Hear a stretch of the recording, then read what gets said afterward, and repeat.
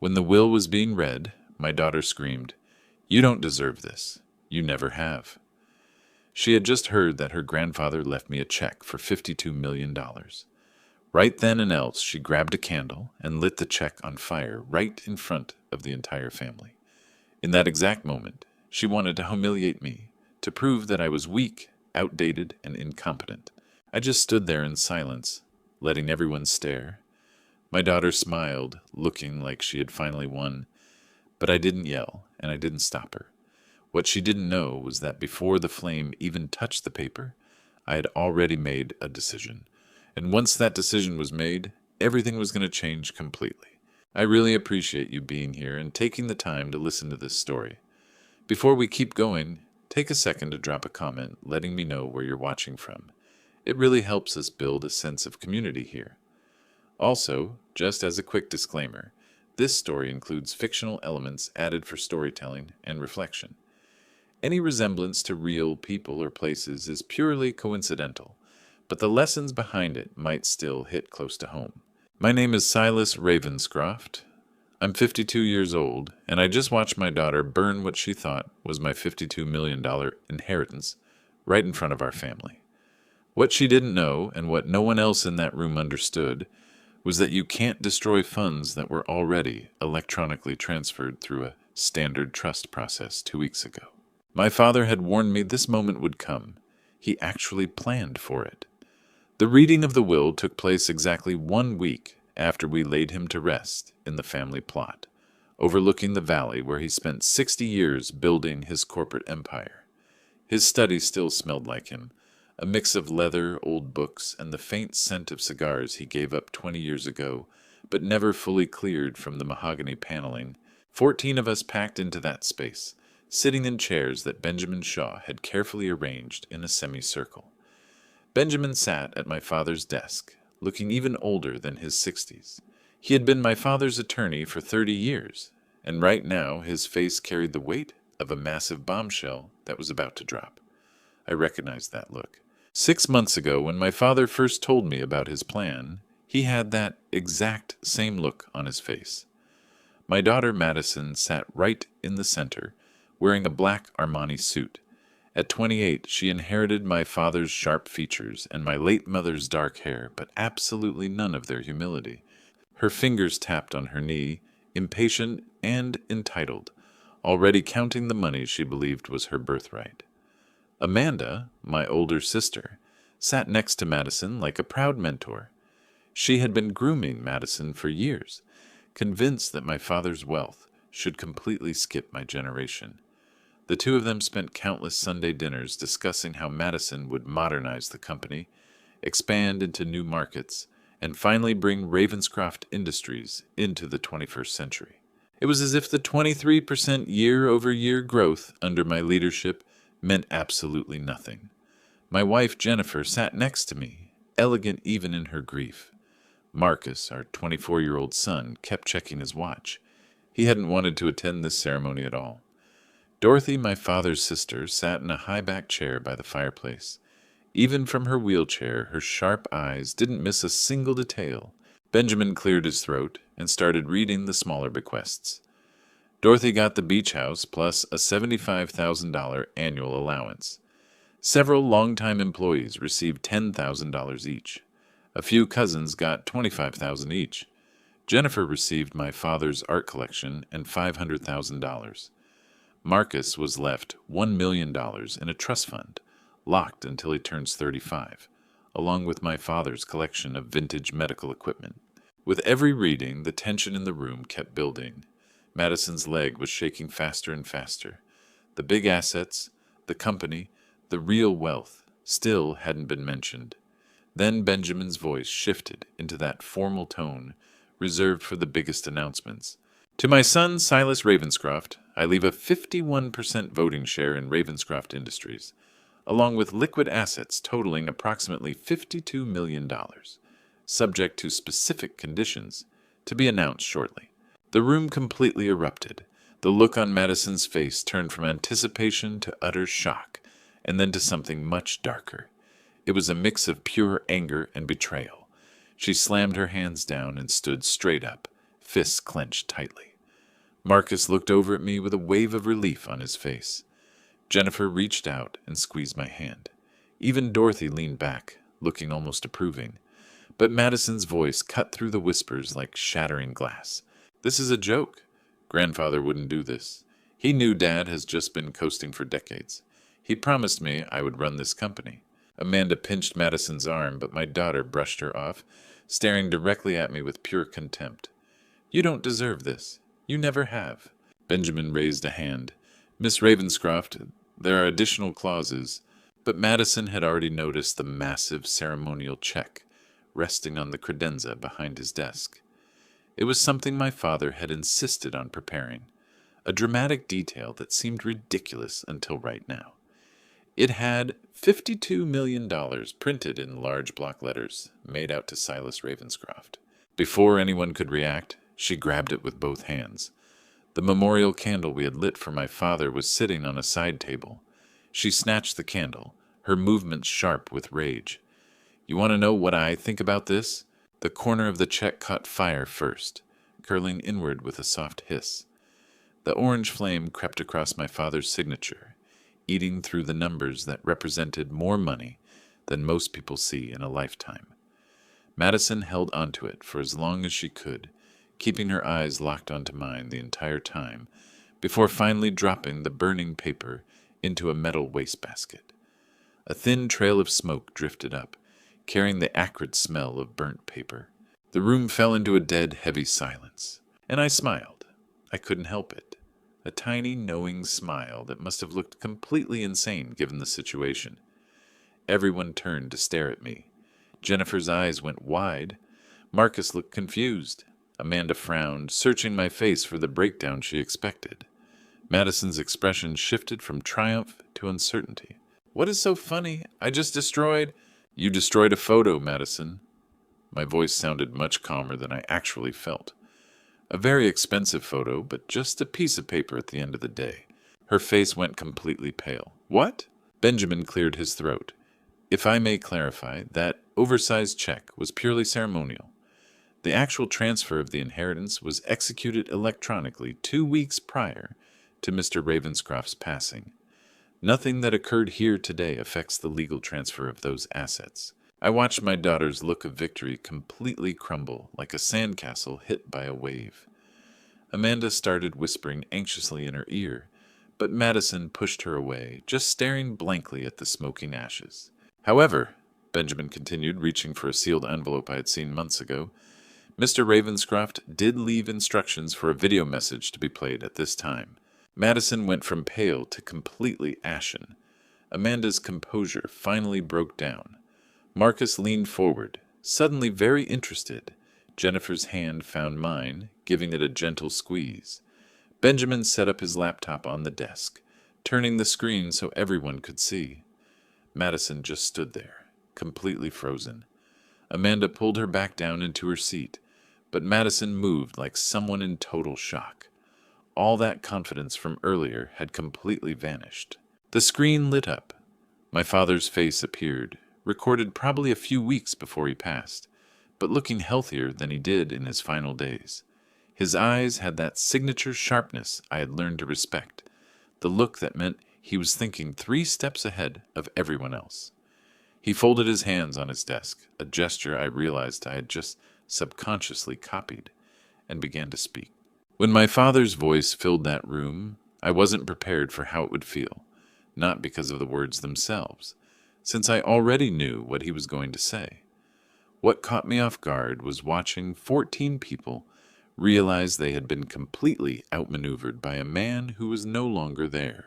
In the recording, my father looked stronger than he had during those final weeks in the hospital. Someone had filmed it on one of his better days, probably early September, back when the pain medication was working well and his mind was perfectly clear. He was sitting in a chair in his hospital room, wearing a navy wool cardigan my mother had bought him decades ago.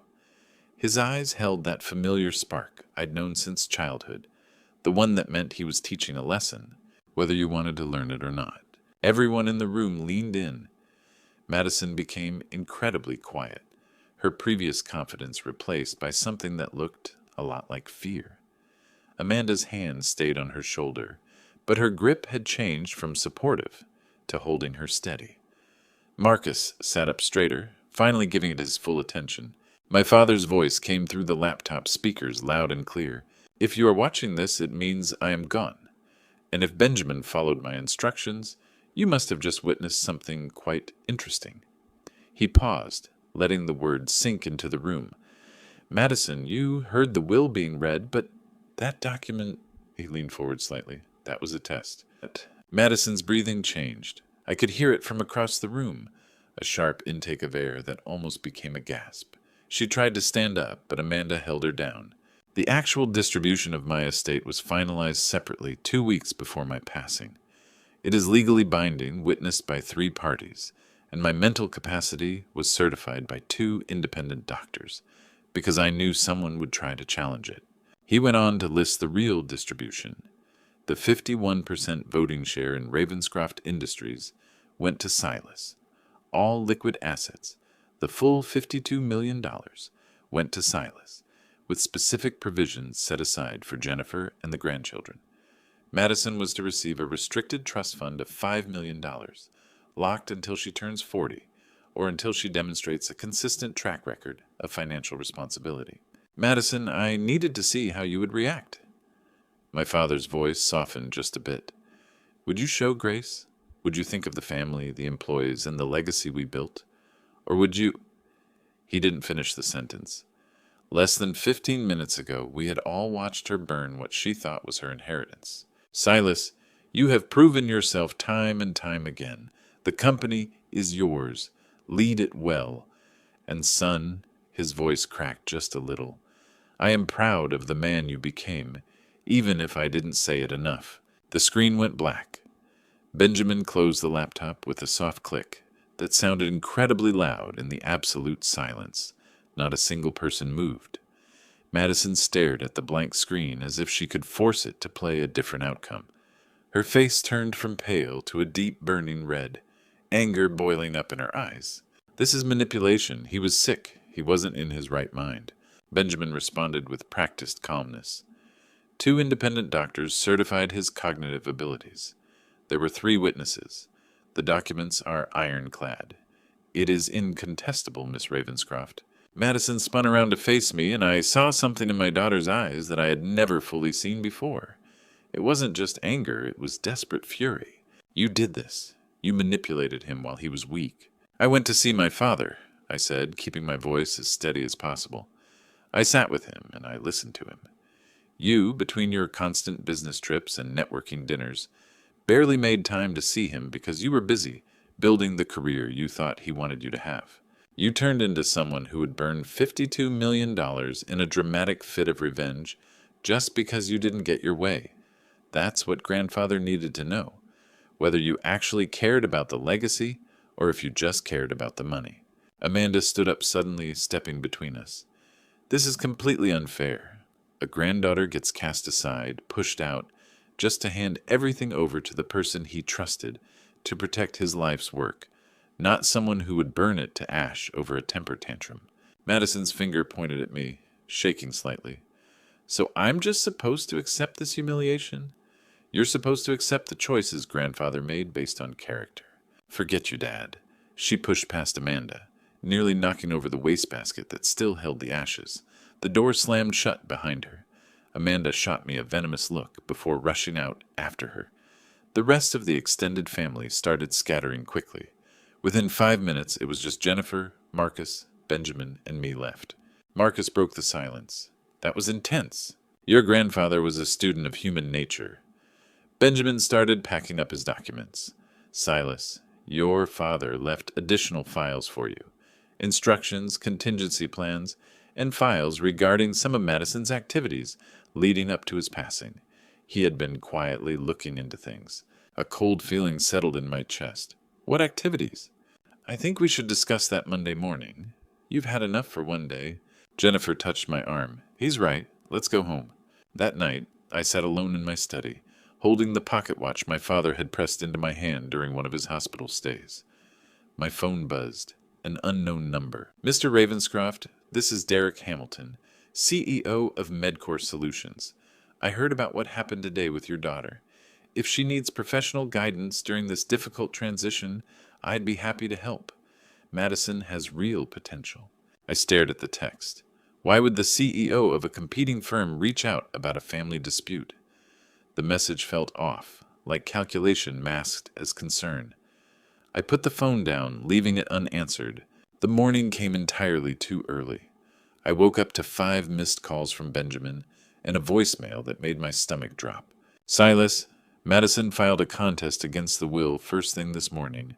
We need to talk about those files your father left. Call me immediately."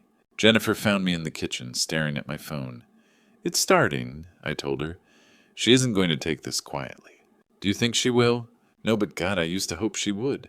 I dialed Benjamin's number, listening to the steady rings as the early morning sun started spilling through the windows. At the time, I had no idea that a single phone call was going to start me down a path I never wanted to take. A path that would lead to me suing my own daughter. That Saturday night, while I sat alone in my study, knowing my daughter was hiring lawyers to rip my life to pieces, I found myself thinking about fishing. Specifically, those Sunday mornings my dad and I spent at Riverside Lake when I was just a kid. It would be just the two of us by the quiet water, and that was where he taught me everything that actually mattered. Outside, the city lights were blinking like distant stars. On the other side of town, Madison was probably strategizing with her legal team, plotting how to prove my father's will was a forgery. The documents Benjamin mentioned were still sitting unopened in my briefcase. Secrets about my daughter that I wasn't quite ready to face yet. Instead, I pulled an old photo from my desk drawer. The edges were yellowed, probably taken back in the early 80s. In the picture, a much younger version of me was standing on a weathered dock, holding up a largemouth bass that looked absolutely massive to me at the time. My dad was standing right next to me, his hand resting on my shoulder with a calm, genuine smile. Back then, Sunday mornings always started way before dawn. Dad would gently shake me awake, and I'd stumble into clothes that smelled like lake water and tackle boxes. The drive to Riverside Lake took 20 minutes through completely empty streets, while the rest of the world was still asleep. But we were chasing the best hours of the day. We always arrived at the public dock just as the sky was turning from black to navy blue. Dad taught me to keep quiet while setting up, not because the fish could hear us from the shore, but because silence itself had value.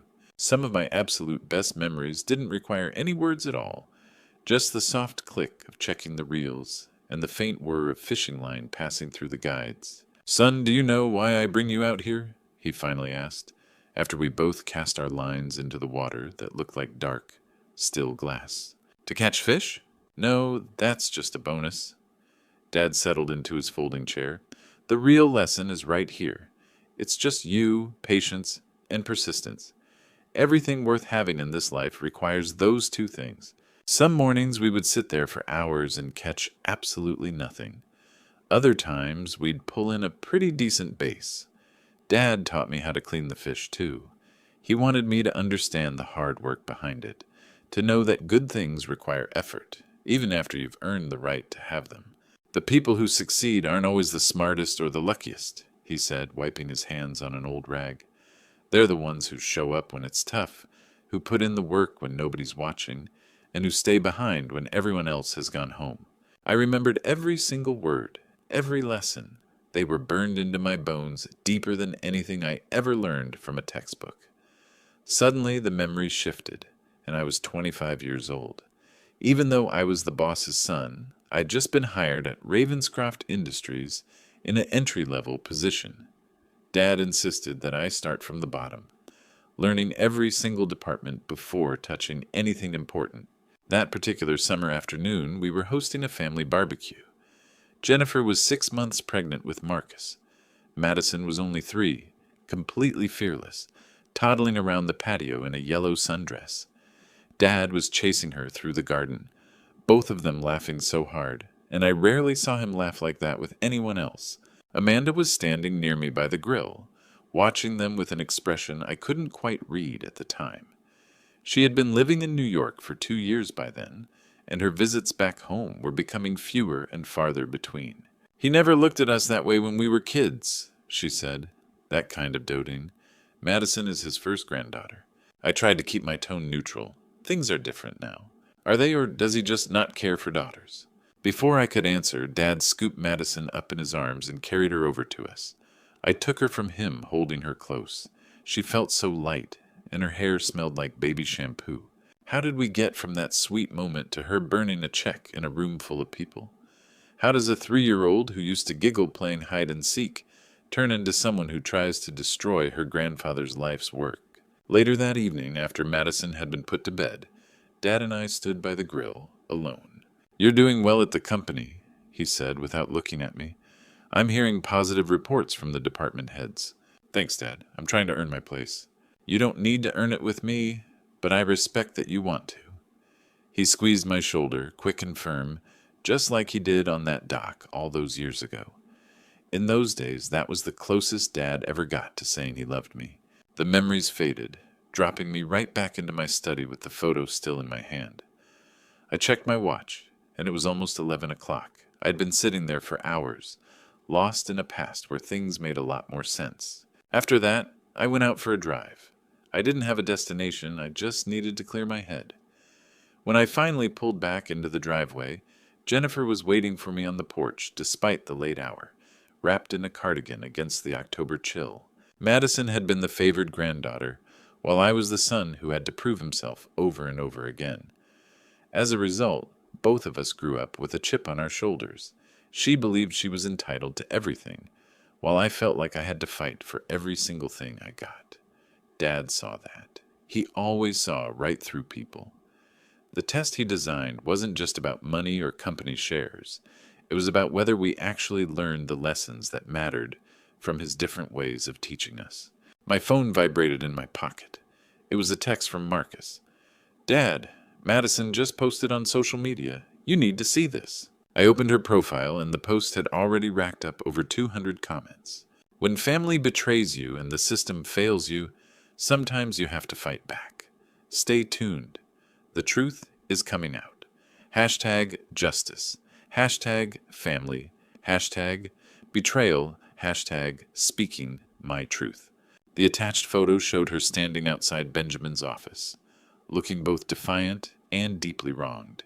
It was a perfectly calculated image of a righteous victim being persecuted. I put my phone down, a deep exhaustion seeping into my bones.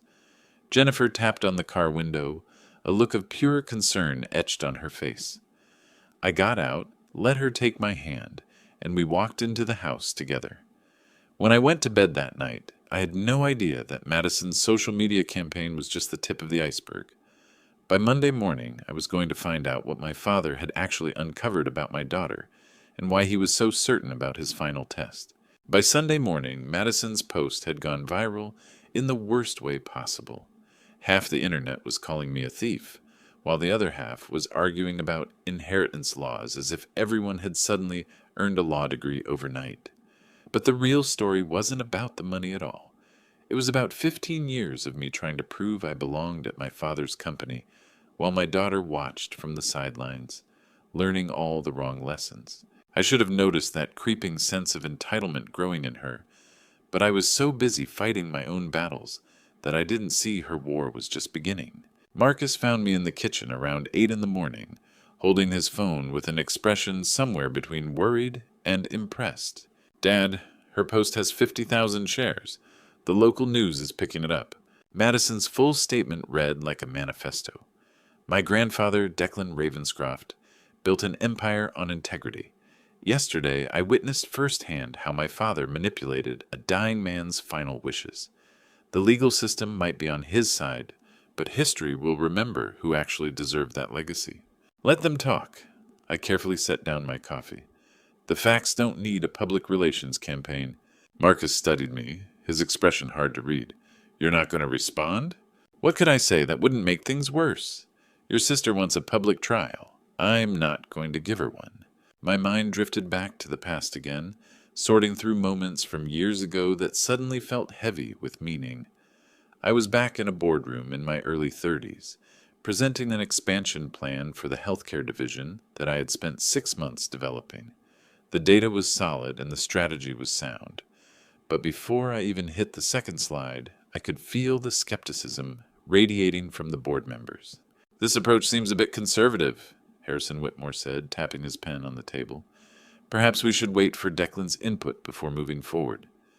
The subtext was crystal clear. "We don't trust your judgment without your father's blessing." Dad was in that meeting, sitting in the back corner like an observer. He didn't say a single word during my presentation, and he stayed completely silent during the cool discussion that followed. The proposal was tabled for further consideration, which was just corporate speak for buried indefinitely. I caught up with him in his office afterward, my frustration making my words sharper than intended. "That was a good plan, Dad." "I know." He didn't look up from the contracts he was reviewing. "Then why didn't you back me up out there?" "Because you don't need my backing." He finally met my gaze. "Prove them wrong with results, son. Words don't matter. Outcomes do." 6 months later, after pushing a revised version through different committees, that division reported record profits.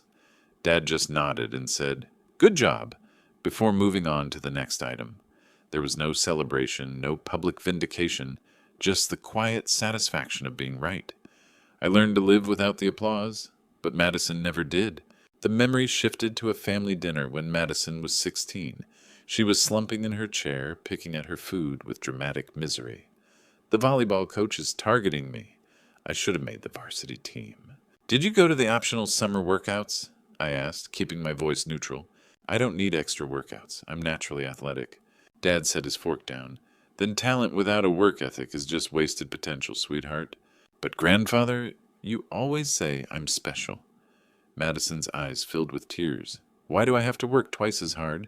Across the table, Marcus stayed quiet, but I noticed him stiffen slightly.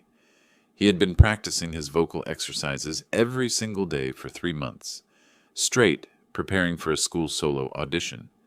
Nobody had ever told him he was too special to put in the work.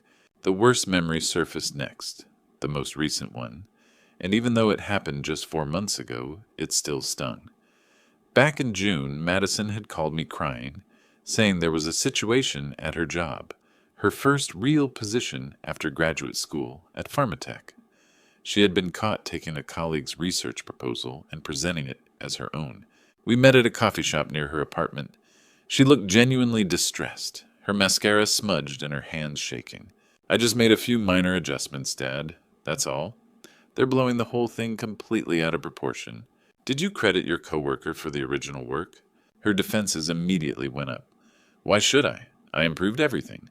Without my input, that proposal was garbage. In school, that's called plagiarism. In business, that's called theft. You never take my side. Grandfather would understand that to get ahead, you have to do what's necessary. Your grandfather built his company on integrity, not by taking shortcuts. 你根本不知道爷爷看重什么，你从来都不是他最喜欢的." She stormed out, leaving 2 untouched coffees on the table and a heavy realization in my chest. She would rather quit her job than apologize. I told myself she was just young, still learning, and that she had time to grow into a better person. Later that evening, after Madison had clearly complained to him, Dad called me. "She won't take responsibility for it." His voice sounded incredibly tired, a weariness that went beyond physical exhaustion. "Not now, maybe never. You always protect her." "I love her, son, but I see her clearly, and I see you clearly too." I didn't understand what he meant back then. Now I realized he was already planning that test, waiting to see if Madison would prove his fears wrong. She hadn't. Marcus's voice pulled me back to reality. "Dad, you need to see this." He opened a Reddit thread where anonymous accounts were discussing Madison's employment history. Several people claiming to have worked with her at Pharmatech were starting to share stories, a pattern of taking credit, rejecting feedback, and walking away the second she faced any consequences. "She's playing with fire." I felt torn between vindication and something close to pity. Jennifer appeared in the doorway, still in her robe. "What are you going to do?" "Nothing. It's not time yet. Tomorrow I need to hear what Benjamin found. Then we'll know exactly what we're dealing with." Before anyone could answer, the phone rang. Benjamin's name appeared on the screen, feeling completely inevitable. "Silas, Madison officially filed her contest this morning. She hired Fletcher and Associates, a very aggressive firm. How aggressive? They're alleging undue influence, diminished capacity, coercion. They're going for a total scorched earth policy. The sound of rustling papers came through the line. What time can you be here tomorrow morning to go over the other documents? 9 o'clock sharp.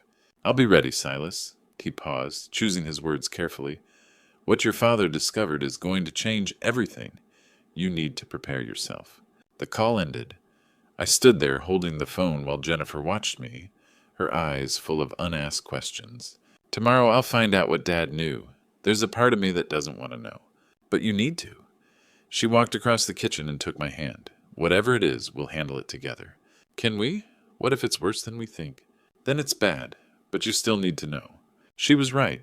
Whatever Dad had discovered about Madison, whatever made him so certain about his final test, I would know tomorrow. The waiting was almost over.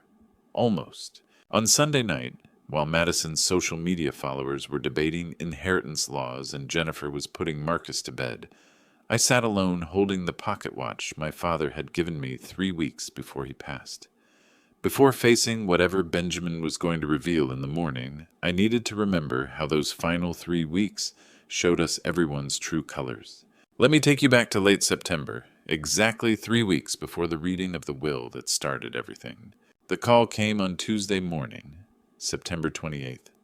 Sharon Mills, my father's administrative assistant for 20 years, sounded shaken in a way I had never heard before. Silas, your father collapsed.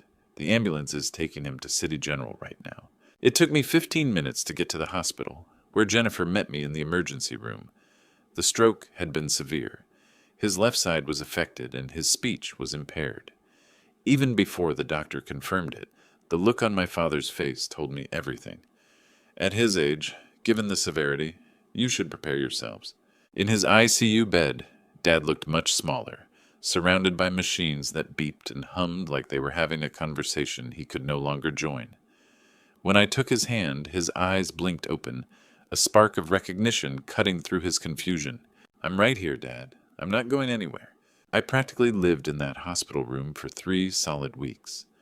I brought my laptop, working from an uncomfortable chair by his bedside, talking to him about company news, sharing memories, filling the sterile silence with anything I could think of. The nurses started recognizing me, bringing me extra coffee. Your father is very lucky to have such dedicated family. I just smiled and didn't say anything.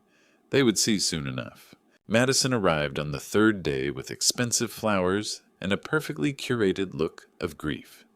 She stayed for 20 minutes, took a selfie with her sleeping grandfather, and posted it with hashtags about prayers and her hero.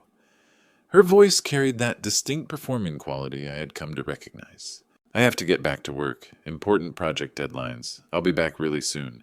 Over the course of 3 weeks, she came by exactly twice more, and her visits never lasted more than an hour. By the 5th day, the vultures started circling. Amanda and Andrew suddenly showed immense concern after years of barely staying in touch. Amanda cornered me near the nurse's station. You look terrible. Have you been here the entire time? Someone needs to be. That's very noble of you. Her tone suggested I was auditioning for a sainthood, rather than just doing my duty as a son.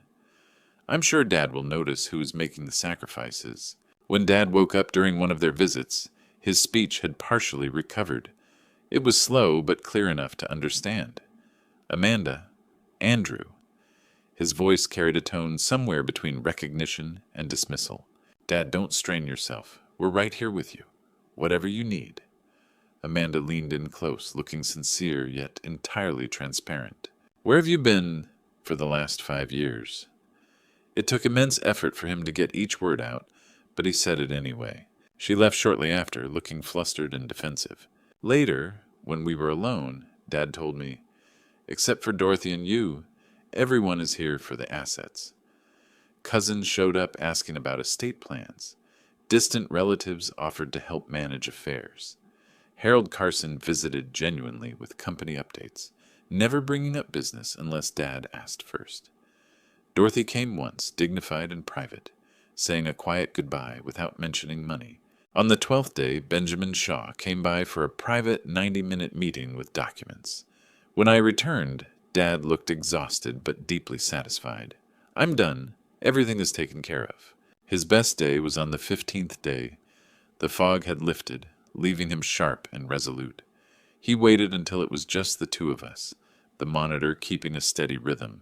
Silas, there's something I need to tell you. What's that, Dad? The will. It's not what it seems on the surface. I don't care about the will. Listen to me. He gripped my hand with surprising strength. Madison inherits on paper, but that document, it's a test. I stared at him, not understanding what he meant. The real assets were transferred 2 weeks ago, legally binding, to you. Dad, you needed to see her true nature? I knew she needed proof. Would she show grace? Or would she... His eyes held a sadness deeper than any physical pain. I knew what she would do, but she needed to see who she could have been. He reached into his nightstand drawer, pulled out his father's pocket watch, and pressed it into my palm. My father gave this to me. The inscription says, "Time reveals all truths." Wear it. For what's about to happen, you're going to need patience.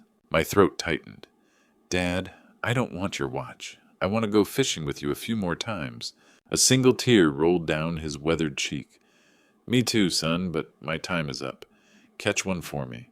That was our last real conversation.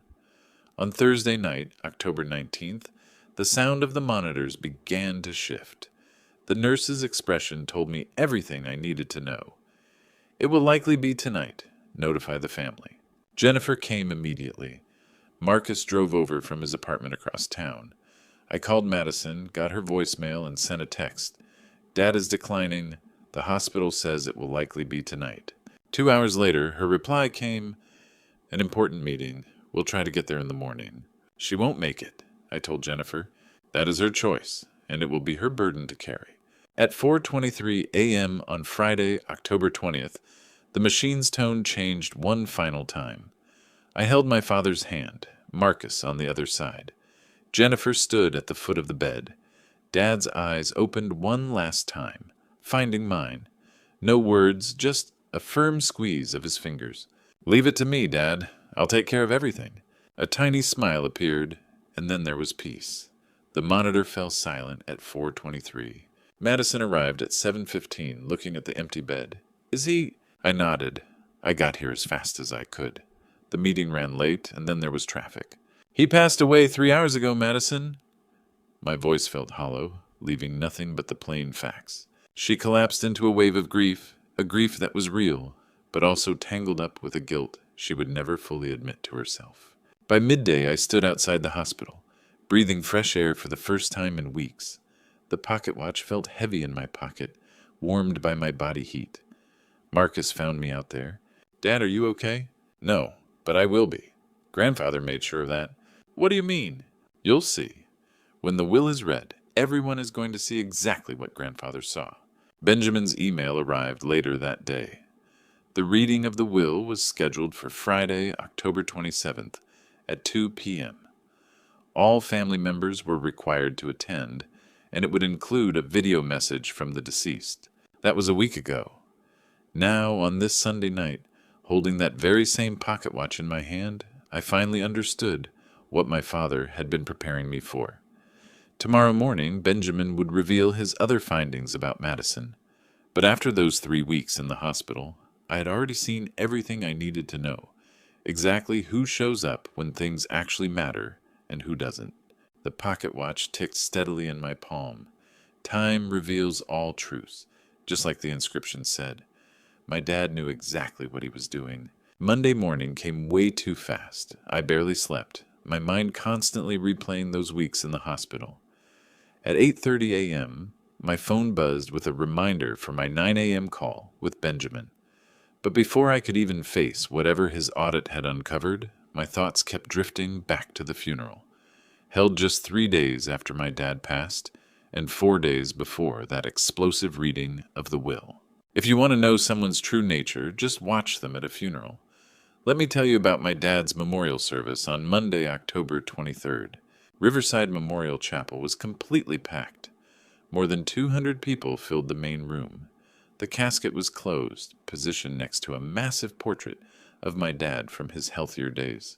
There were enough flowers to fill an entire garden center. Harold Carson was the first to speak. He was a man who had worked alongside my dad for 32 years, and his voice trembled with genuine grief. Declan Ravenscroft gave me a chance when nobody else would. I was fresh out of prison, just trying to start over, and he hired me anyway. Harold wiped his eyes. He wasn't just my boss. He taught me that business isn't just about profits. It's about people. Every single employee mattered to him. He remembered our names, our families. That's a rare thing. It was simple, honest, and real. That was who my father truly was. Madison spoke second, wearing an elegant black dress, her hair styled perfectly. She put on quite a performance of sorrow. Grandfather was the most important person in my life. He told me I was special, that I could lead, make a difference, and carry on his legacy. She paused for dramatic effect, tears glistening in her eyes. Grandfather, wherever you are, I promise I will honor everything you built. I will protect it. I will make you proud. The audience reacted exactly how she wanted. Tissues came out. Amanda nodded approvingly, dabbing at her eyes. I just sat there doing the math. 2 visits in 3 weeks, missing his passing by 3 hours, and now promising to honor him. Finally, it was my turn. I kept it brief, fighting through the tightness in my throat. My father was complex and demanding, but everything he did had a purpose. He taught me that true strength is quiet. True success isn't measured by what you accumulate, but by what you build that outlasts you. I held up the pocket watch. He gave me this a week before he passed. Before that, it belonged to his father. The inscription reads, "Time reveals all truths." Dad believed that, and so do I. At the cemetery, as they lowered the casket, it started to rain. Madison tossed a rose with dramatic precision. I placed a fishing lure on top, a private symbol only he would understand. Amanda's voice carried over with pointed intent. Grandfather would be so proud of your eulogy, sweetheart. He always said you understood his vision. The reception back at our house drew a massive crowd, complete with catered food and hushed conversations. People gathered in tight groups. Standing next to Marcus, I caught snippets of what they were saying. "Do you think the will has been filed yet? Amanda says Madison is the real heir. Harold found me near the study. Your father was prouder of you than you'll ever know. He always talked about you. The Henderson account you saved, the healthcare initiative. He'd say, that kid never gives up, just like me. He just wasn't great at saying it to your face." Across the room, a sharp-looking man in an expensive suit approached Madison. He was in his 50s with silver hair. Amanda made the introductions. "Madison, this is Derek Hamilton. He runs MedCore Solutions. Derek, this is my niece, Madison Ravenscroft. Miss Ravenscroft, I want to offer my deepest condolences. Your grandfather and I were competitors, but I had endless respect for him." Derek's tone was perfectly measured. "Thank you. Please call me Madison. I don't mean to intrude, but if you ever want an industry perspective from outside the family circle, I'd be honored to connect. Your eulogy showed a real grasp of the business." Madison looked flattered. "You're very kind. I just might take you up on that. Here's my card. No pressure at all. I see potential in you. Clearly your grandfather did too." He exited the conversation at the perfect moment. Amanda leaned in. "He seems very influential." Madison studied the card. "Yes, he does." I watched from across the room, though I didn't recognize him at the time. The interaction just felt wrong. Later that afternoon, after the guests left, I found a sympathy card from Madison. "Dad, thank you for being there for Grandfather in his final days. I know it was hard. I wish I could have visited more." A brief flash of hope sparked in me. Maybe she actually understood. But then I saw her social media post. It featured a perfectly lit, heartbroken photo of her, saying goodbye to Grandfather, my hero. He believed in me when no one else did. His legacy will live on through me. The comments were flooded with support. She still didn't get it. Everything was just a performance. That was 4 days ago. Now it was Monday morning, and my phone was ringing. Benjamin Shaw, 9 a.m. sharp. "Silas, good morning. Did you review the audit files I sent over Friday night?" My stomach tightened. I read them 3 times. Tell me I'm misinterpreting this. You aren't? Benjamin's voice carried the heavy weight of a professional delivering bad news. Your father discovered that Madison has been accessing confidential company data without authorization. 6 months of activity. The patterns match intelligence that ended up in the hands of a competitor, specifically Medcore Solutions. 我的血都凉了。德里克·伊米尔顿张力上那次圆滑的介绍突然变得令人细思极恐。有多糟糕? Bad enough that your father was considering pursuing criminal charges before he passed. The documentation is ironclad. Corporate espionage, breach of fiduciary duty. We are looking at potential federal offenses. I stared out the window, absorbing the information. Madison wasn't just acting entitled. She had spent 6 months actively betraying the company. What do I do? That's exactly what we need to discuss in person. Can you come to my office this morning? Give me an hour. I hung up and sat there, the pocket watch heavy in my hand. Dad knew. That's why he designed the test. He discovered what Madison was doing and needed to see if she would show remorse, take responsibility, and change course. Instead, she burned a check and declared war. Time reveals all truths. Dad was right about everything. Let me take you back to Monday morning, October 24th, just 3 days before the reading of the will that would expose Madison's character to everyone. Sitting in Benjamin Shaw's downtown office that morning, I learned my daughter hadn't just burned a symbolic check. For 6 months, she had been burning bridges of ethics, law, and basic decency. While Dad had been quietly gathering evidence, Benjamin had coffee ready when I arrived at 9 a.m. The conference room felt heavy with the weight of the bad news waiting to be broken. Autumn sunlight cut through the half-closed blinds. What I'm about to show you, your father commissioned this investigation 3 months ago before his health took a turn. He suspected something. Suspected what? That Madison was sharing proprietary Ravenscroft information with Medcore Solutions. A chill spread through my chest. Benjamin laid out files across the table. Access logs, surveillance reports, financial analytics. Stephen Caldwell joined the meeting via video, his expression grim. Silas, I've handled corporate investigations for 20 years. This is textbook corporate espionage. Madison works for Pharmatech, not Ravenscroft. How could she even... You gave her login credentials 2 years ago for a graduate research project. Those credentials were never revoked. The memory hit me. Her MBA internship. I had trusted her. Now she had spent 6 months making unauthorized entries into proprietary databases, product pipelines, pricing structures, client lists, everything. What she accessed, Medcore acted on within weeks. The timeline was damning. Madison accessed details on Project Horizon in April. Medcore launched a competing product in May. Madison pulled client strategies in June. Medcore undercut our pricing in July. How long has this been going on? Why 6 months? It started right after the Pharmatech incident. We believe someone, highly likely Derek Hamilton, saw an opportunity.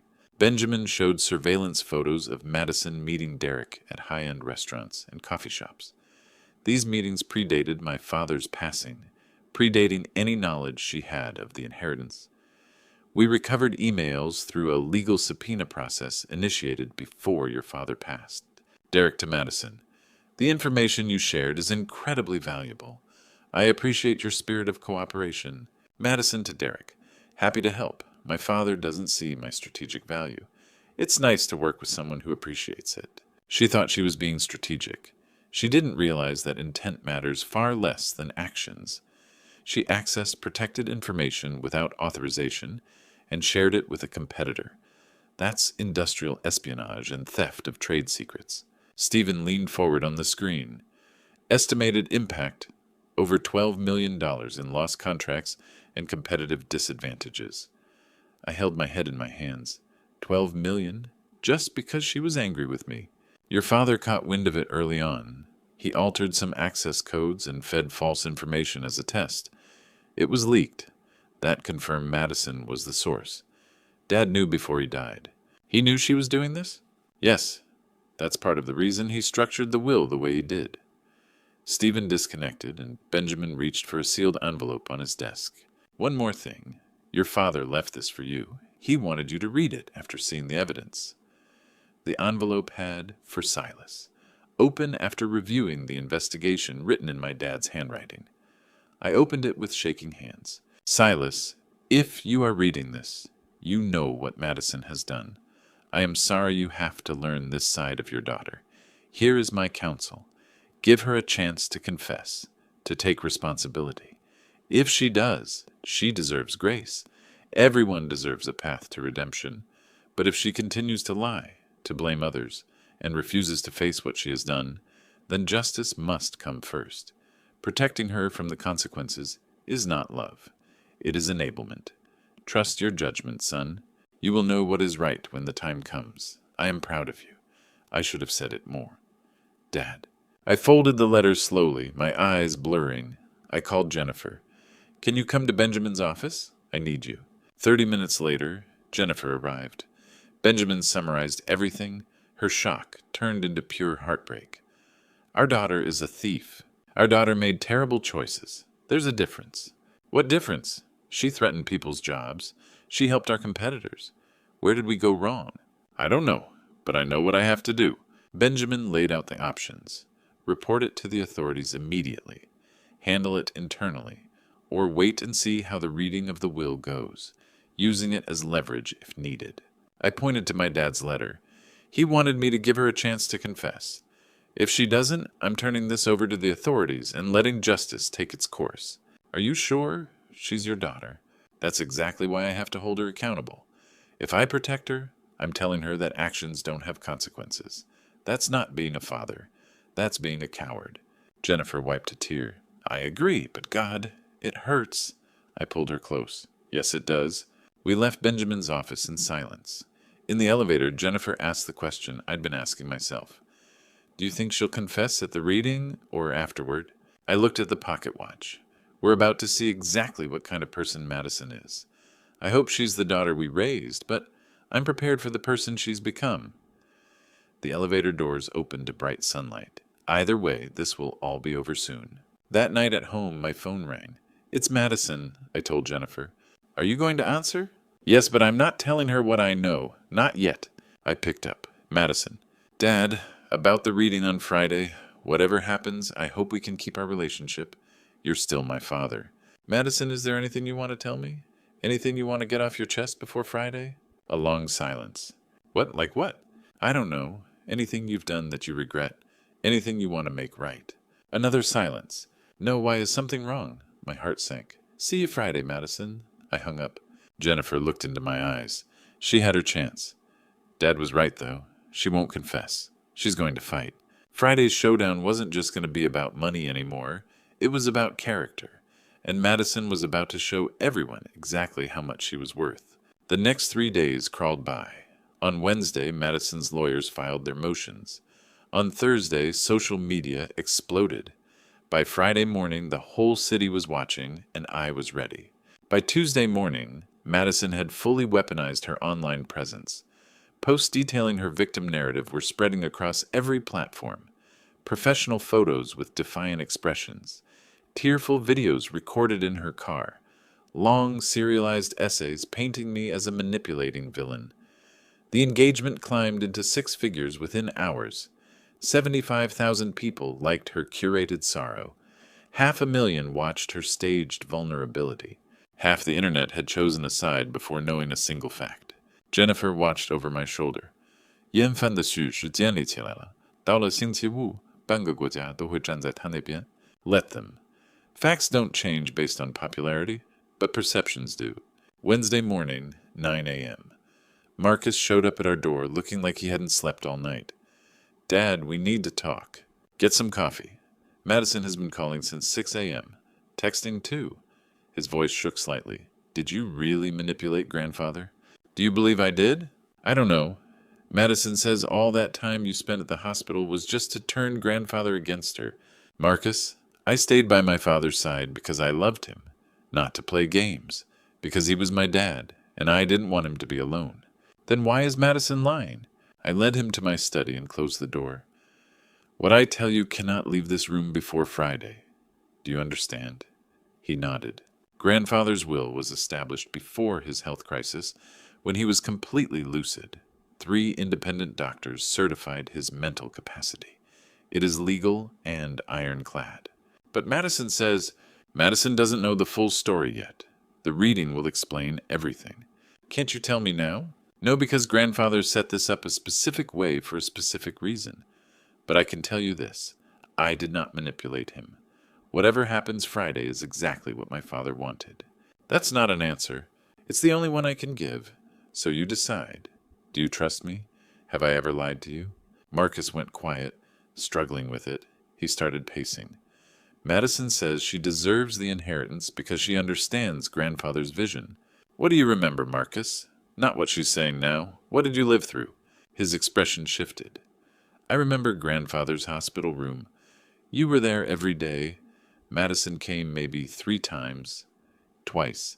She missed his passing by 3 hours. And that speech at the funeral about how close they were. I remember thinking it was weird. I barely saw them together in recent years. What else? Pharmatech. When she got into trouble for taking credit for someone else's work. She wanted you to fix it. You told her to take responsibility and she got angry, saying you never support her. But Dad, she did take that work. Yes. In high school volleyball, she blamed the coach, said everyone was against her. He paused. But Mom told me Madison skipped half the practices. It wasn't fair. Madison just didn't want to put in the effort. Silence stretched between us. She always does this, Marcus said softly. Plays the victim when things don't go her way. I'm not saying she's a monster. She's your daughter, my sister.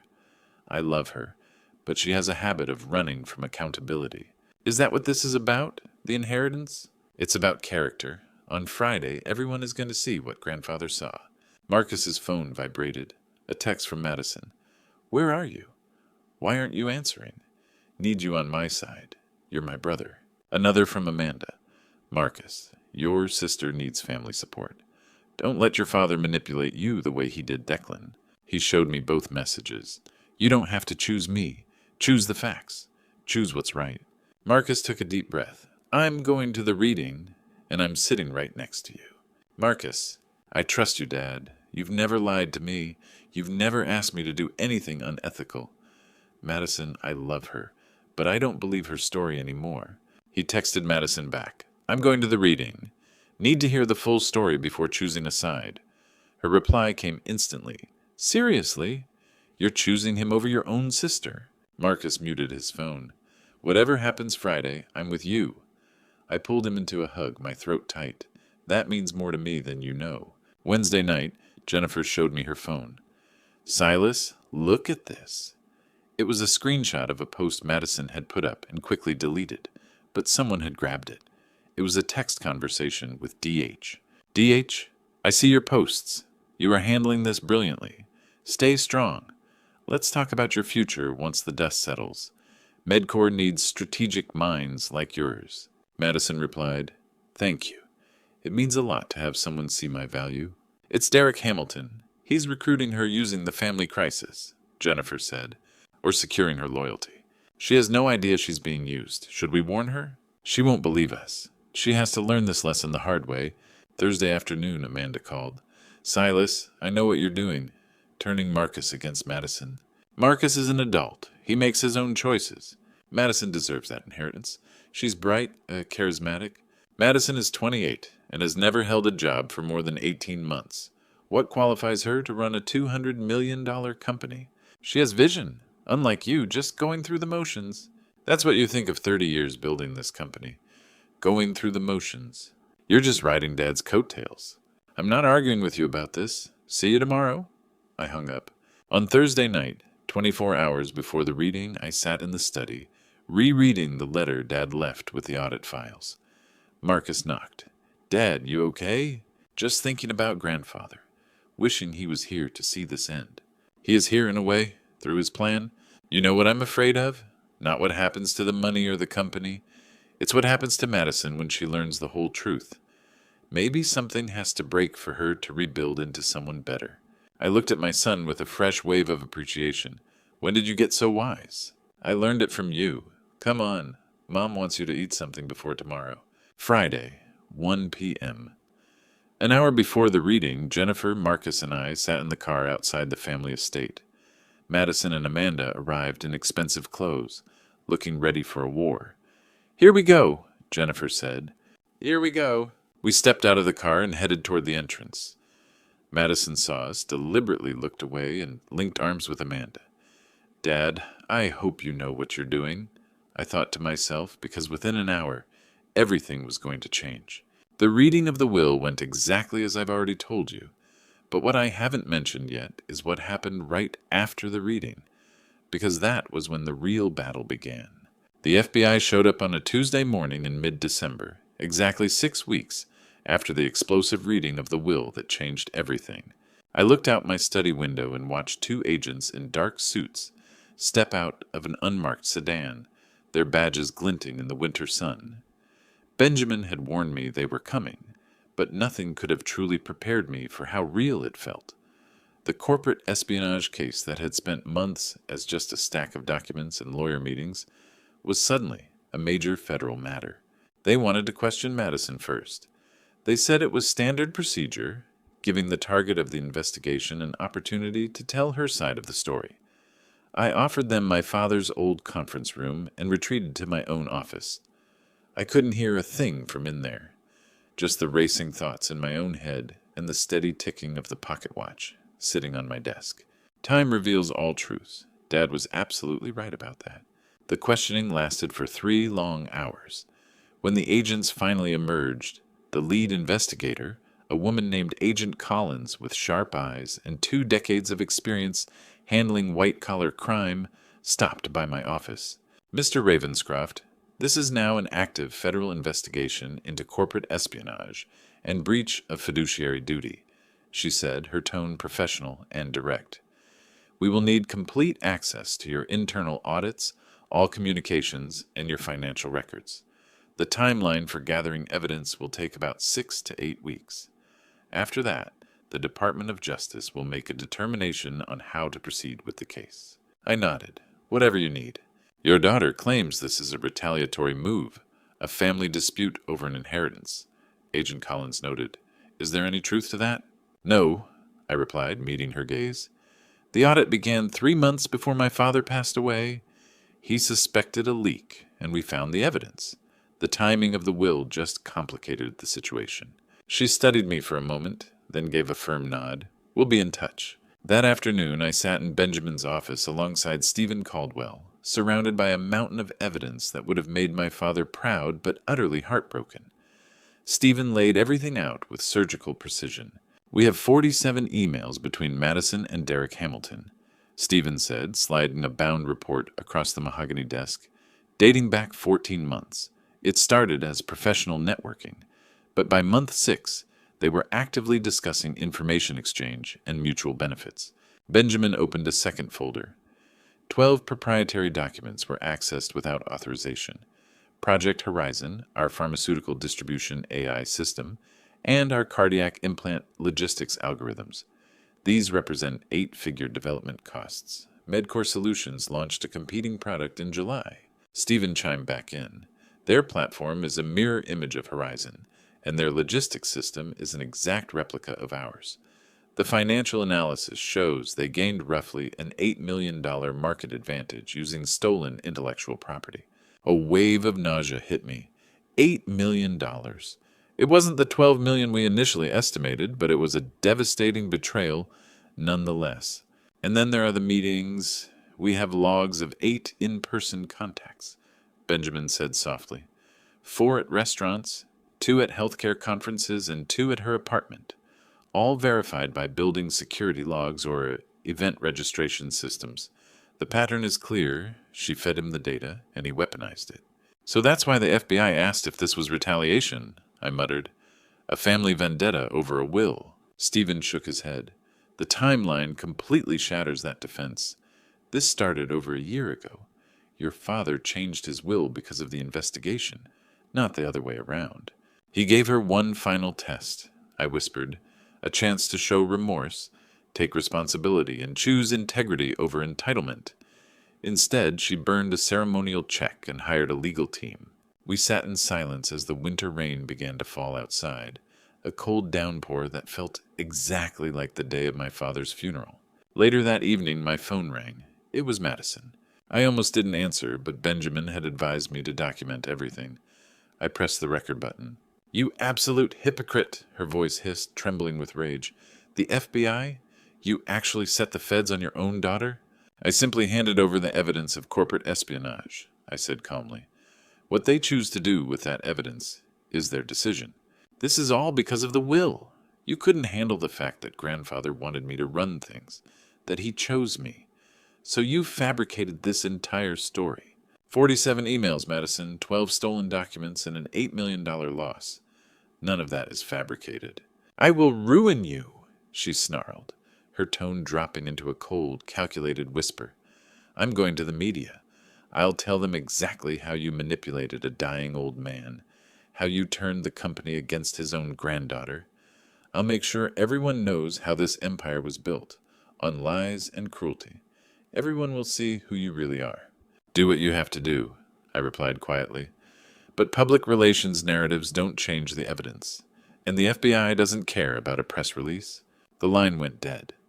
I sat listening to the dial tone, feeling far older than my 52 years. Late that night, Jennifer found me in the study, the phone still resting in my hand. She had been crying. Her eyes were red and swollen, and she was clutching a tissue tightly. She loved Madison deeply, had watched her grow, and had held so much hope for her. "Tell me everything," she said, sitting across from me at my father's old desk. "No legal jargon, no holding back. I need to know what our daughter did." "So," I told her. I laid out the emails, the secret meetings, the stolen files, the $8 million impact, Derek's manipulation, and Madison's willing participation. I explained the federal involvement and the gravity of the legal consequences heading her way. Jennifer listened without interrupting, her expression slowly fracturing with every detail. When I finished, she picked up the pocket watch from my desk, her thumb tracing the engraving. "Time reveals all truths," she read aloud. "He knew. Declan knew what she was capable of, and he gave her every opportunity to choose a different path." "He did," I said, reaching out to squeeze her hand. "And so did I. The Monday after the audit, I asked her to come clean. In response, she threatened a lawsuit. "Did we raise her to be like this?" Jennifer whispered. "Where did we go wrong?" "You gave her love," I said softly. "But somewhere along the way, she learned that she could bypass accountability. That wasn't your failure, Jennifer. It was her choice." We sat together in the quiet of my father's study, surrounded by the evidence of a deep betrayal, holding on to the only truth we had left. 3 days later, Derek Hamilton was arrested at the MedCorps headquarters, taken away in handcuffs by federal agents as the news cameras rolled. The dominoes were starting to fall, and Madison was next. I never imagined I would watch my own daughter face criminal processing. But on December 22nd, that reality arrived. Benjamin called me at 6:30 a.m. "They're moving forward with Madison today. I thought you should know." I shouldn't have gone. Benjamin advised against it, and Jennifer begged me to stay home. But a part of me, the father who had taught her how to cast a fishing line, the one who held her when she had nightmares, needed to see the reality of the situation even from a distance. I parked my car 3 blocks away from her apartment building, the engine idling in the freezing December air. The FBI arrived at 7:15 a.m. in 2 black SUVs. It was a professional, efficient operation with no unnecessary drama until 12 minutes later when they walked Madison out, her wrists secured behind her back. She was wearing sweatpants and an oversized sweater, no makeup, her hair uncombed. The shock on her face was entirely real. Clearly, Amanda's high-priced lawyers hadn't warned her that this day was coming. A handful of reporters were already there, cameras flashing. I later found out that Amanda had tipped them off herself, operating under the assumption that public humiliation would fuel a helpful victim narrative. I watched through my tinted windows as my daughter was placed into the back of the SUV. For a split second, she looked just like the 8-year-old girl who had cried over a lost pet, begging me to fix everything. Back then, I had told her that some things can't be fixed. They can only be faced. This was her choice, I reminded myself, and these are the consequences. But God, it was a heavy burden to witness. That afternoon, I sat in the back row of the federal courthouse for Madison's initial arraignment. The room was packed with reporters, lawyers, and spectators drawn in by the spectacle of a prominent corporate family facing a crisis. The formal charges were read aloud: wire fraud, corporate espionage, and conspiracy. Madison stood beside her attorney, a sharp corporate defense lawyer hired by Amanda, looking smaller than I had ever seen her. The prosecutor argued strongly against release. The defendant has access to significant financial resources through family connections and faces a substantial terms if convicted. We request detention pending trial. Her attorney countered immediately, emphasizing her deep community ties. Miss Ravenscroft is a lifelong resident with no prior record and poses zero flight risk or danger to the community. The judge, a no-nonsense woman in her 60s, was unmoved by the dramatic arguments from both sides. Bail is set at $500,000. The defendant will surrender her passport and is ordered to have absolutely no contact with any employees of Ravenscroft Industries. Pretrial hearings will commence in March. The gavel came down with a sharp crack. Madison turned around, her eyes searching the gallery. When her gaze finally locked onto me in the back row, the look she gave me was filled with pure, unadulterated resentment. Amanda posted the bail within an hour, and by evening the media circus was in full swing. I sat in my study watching the cable news networks dissect our family drama like vultures over fresh carrion. Healthcare heiress arrested for corporate espionage. The headlines blared, a family empire torn apart by greed and betrayal. Amanda was interviewed right on the courthouse steps. Tears streaked down her perfectly made-up face. My brother is acting out of pure malice and jealousy, she claimed, sobbing for the cameras. Madison is entirely innocent. This is exactly what happens when powerful men refuse to tolerate strong women. Online trending hashtags weaponize Madison's middle name, which I won't repeat here. Behind the scenes, our company stock dropped 3% the moment the news broke. My phone buzzed continuously with notifications.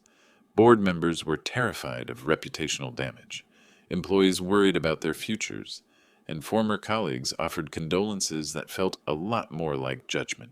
Late that night, Jennifer, Marcus, and I gathered in my father's old study. Jennifer had been crying on and off all day. Marcus looked completely drained, his usually calm demeanor tight with worry. Amanda is making everything so much worse, Jennifer said. She's funding Madison's defense, doing interviews, and turning this into a media circus. She told me that if you don't drop the charges, she will personally ruin your reputation.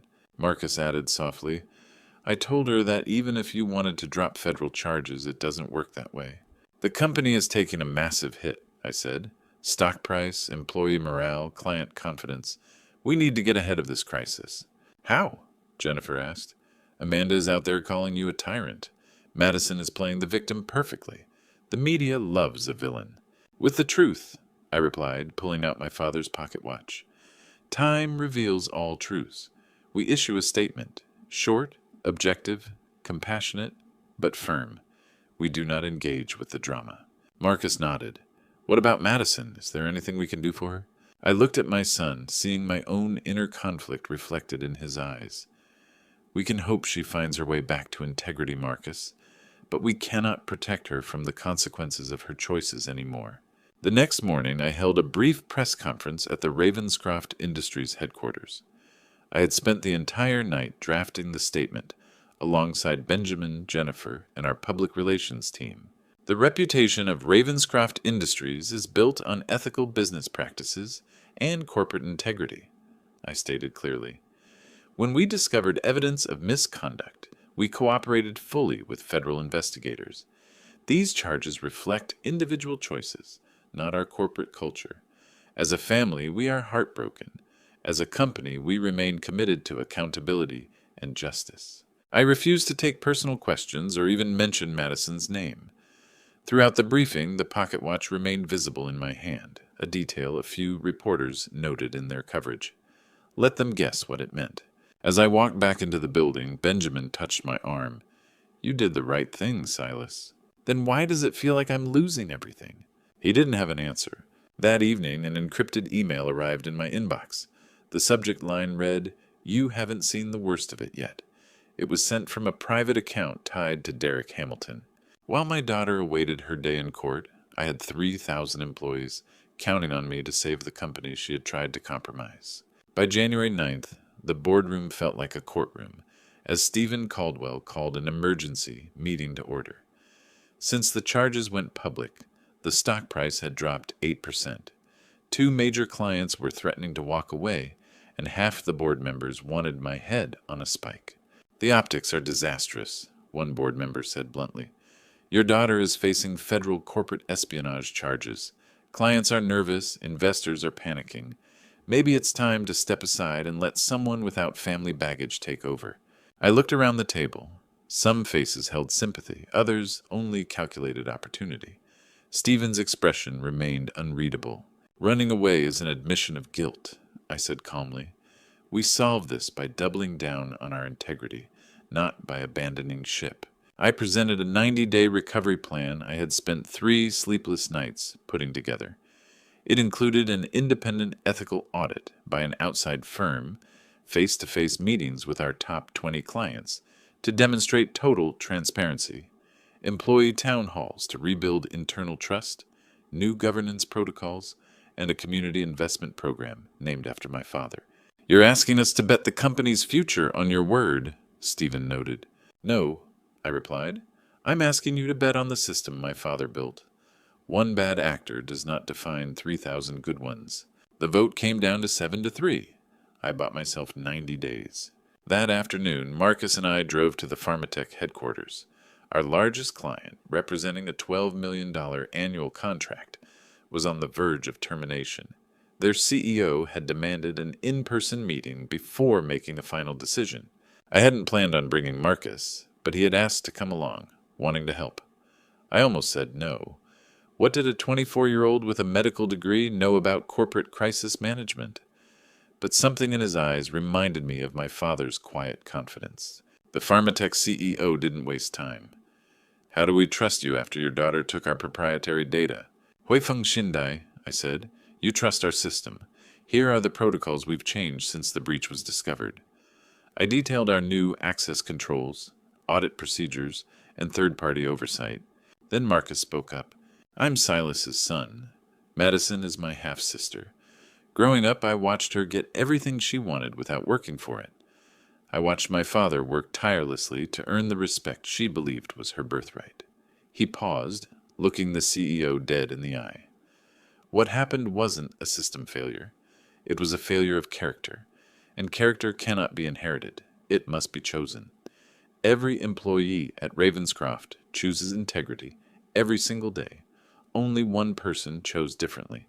That is her burden to carry, not theirs." The CEO studied Marcus for a long moment. "That took guts, kid." The contract was renewed with additional oversight clauses. As we walked to the car, I squeezed my son's shoulder.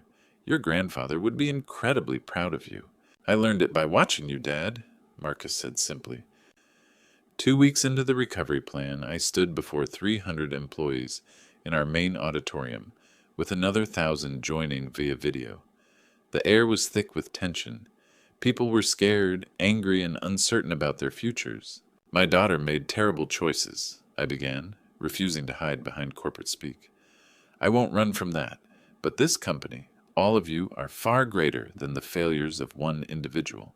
I announced an increased profit-sharing percentage for non-executive staff and established the Declan Ravenscroft Ethics Award to recognize employees who demonstrated exceptional integrity. Then I opened the floor to questions. They didn't hold back. "How do we know this won't happen again? Why should we suffer for your family drama? What happens if more clients leave?" I answered every single question directly.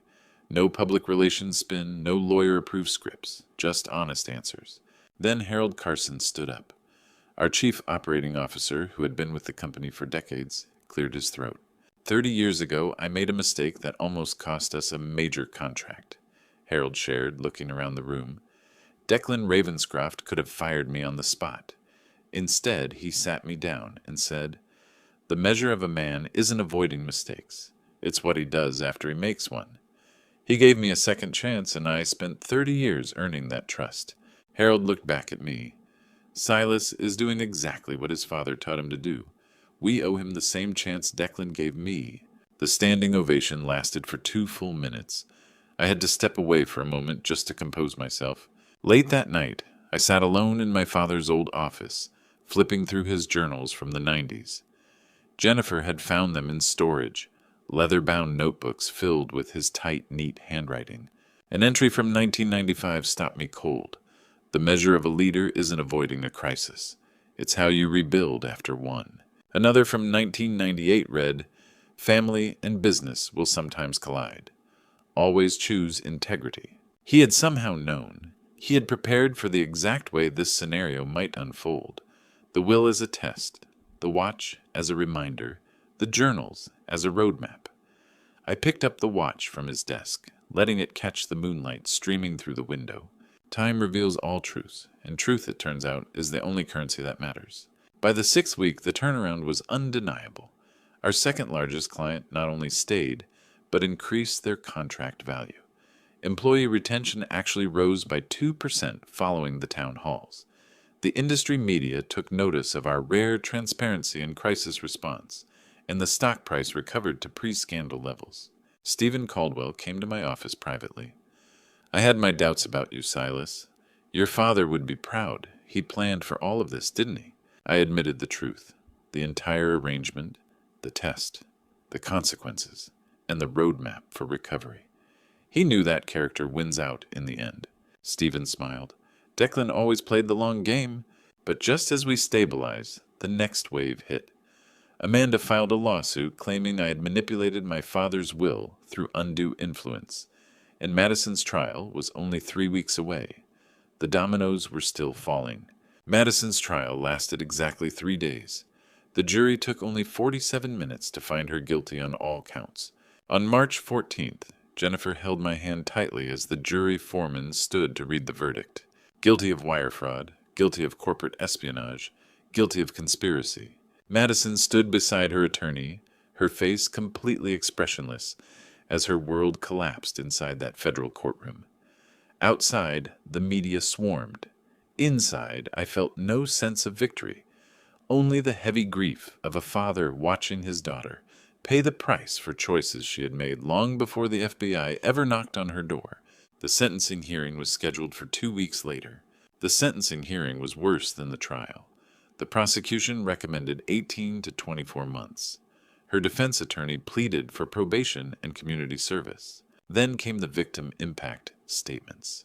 Harold spoke about 3 employees who had resigned out of fear that the corporate culture was compromised. A representative from Pharmatech explained how the erosion of trust cost them months of productivity and forced an expensive security audit. Judge Patricia Morrison listened to everything before looking directly at Madison. "This was not a case of youthful indiscretion," Judge Morrison said firmly. "This was a calculated betrayal of trust for financial gain. You had every advantage: education, family support, professional opportunity, and you chose to steal." The sentence: 12 months at the Federal Correctional Institution in Morgantown, a minimum security facility.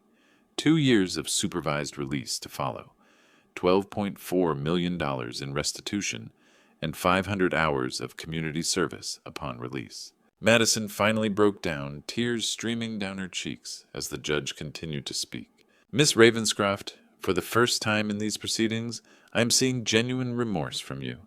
I hope it is sincere." Judge Morrison's tone softened slightly. "You are 28 years old. You still have time to rebuild a life rooted in integrity. I suggest you use your time to think about the kind of person you want to be." For a brief second, Madison looked back at me. It was our first real eye contact in months. I saw the 8-year-old girl who used to ask if I was proud of her. Back then, I always said yes. Now, I couldn't say a thing. The drive home was completely silent. Jennifer stared out at the gray March sky. Finally, she spoke. 12 months. It feels like too much and not nearly enough at the same time. Dad's letter said to show mercy if she shows real change, I murmured. We'll have to wait and see. We agreed not to visit during the first 90 days, a policy recommended by the facility consultants to give inmates time to adjust. Madison needed space to reflect without family intervention. That night, Marcus called. Amanda called me, hysterical and screaming about family betrayal. I blocked her number. Good choice, I said. Following the verdict, Amanda had vanished. She hadn't been in the courtroom to support Madison during sentencing, nor had she done any media interviews to defend her niece. There was only silence, and I wondered what it meant. By May, updates reached me indirectly. Marcus had been approved as the primary family contact through Dr. Sarah Williams, a facility consultant. She reported that Madison's first month had been incredibly difficult. She was defensive around other inmates and resistant to rehabilitation programming. The turning point came when she was assigned to teach financial literacy classes to other inmates. Hearing their stories, women who had made desperate choices due to poverty, addiction, or a lack of opportunity, forced Madison to confront her own privilege and the gravity of her betrayal. Dr. Williams noted that Madison had started journaling as part of her therapeutic work. She's starting to take real ownership of her actions. It's early days, but I am cautiously optimistic. 8 weeks into her sentence, a handwritten letter arrived in the mail. It was Madison's familiar handwriting on facility stationery. That night, in my father's study, I read it aloud to Jennifer. I don't expect forgiveness. I don't deserve it. But for the first time, I see what grandfather was trying to teach me. True wealth is character, not an account balance. I broke trust, hurt people who never harmed me, and disgraced our family name. I did it. Nobody else. Derek and Amanda didn't force me. They pointed the way, and I chose to walk it. I chose to access files I had no right to see. I chose to meet Derek, knowing exactly what he wanted. I chose money and status over integrity. There's a woman here who embezzled funds because her daughter needed cancer treatments. Insurance wouldn't cover. Another stole food to feed her children. They made terrible choices out of desperation. I made terrible choices out of greed and entitlement. I don't know if I can ever fix what I broke, but I want to try. Not for a reduced sentence or public redemption, but for myself, to become someone grandfather might have been proud of. If you never want to speak to me again, I understand. I earned that. Madison. Jennifer wept as I read the words. Sitting in my father's chair, holding that letter, I felt the weight of true remorse for the first time in a year. It's a good start, I said finally. Words are easy. We'll see if the actions match. I wrote back briefly. Keep doing the work. Time will tell. Late that night, I reread my father's letter, the one Benjamin had handed me privately after the will reading. Show mercy if there is real confession. I recalled something else my father had said years ago on a fishing trip after Madison had been caught cheating on a college exam. People can change, Silas, but only when they truly want to, and only after facing real consequences. The sentence was the consequence. This letter was the beginning of true reflection. The pocket watch sat on the desk, bathed in light. Time reveals all truths. For the first time since this nightmare began, I felt a flicker of cautious hope. I wanted to believe Madison's change was real, but these past months had taught me a bitter lesson. Actions, not words, reveal character. Madison had 10 months left to prove hers. In the meantime, I was about to uncover exactly what happened to Derek and Amanda, the two people who had helped orchestrate her downfall. While Madison was learning accountability behind closed doors, her co-conspirators were about to face their own reckonings. On July 18th, I attended Derek Hamilton's trial. I didn't go for satisfaction, but to understand exactly how he had used my daughter. The evidence against him was overwhelming.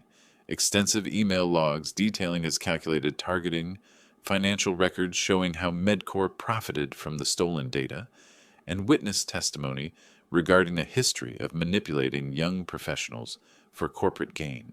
The prosecution painted a picture of a serial manipulator who had specifically targeted Madison as someone vulnerable, entitled, and eager to prove herself outside her family's shadow. Derek's defense team argued that Madison had been a willing participant, which was undeniably true, but willingness doesn't erase manipulation.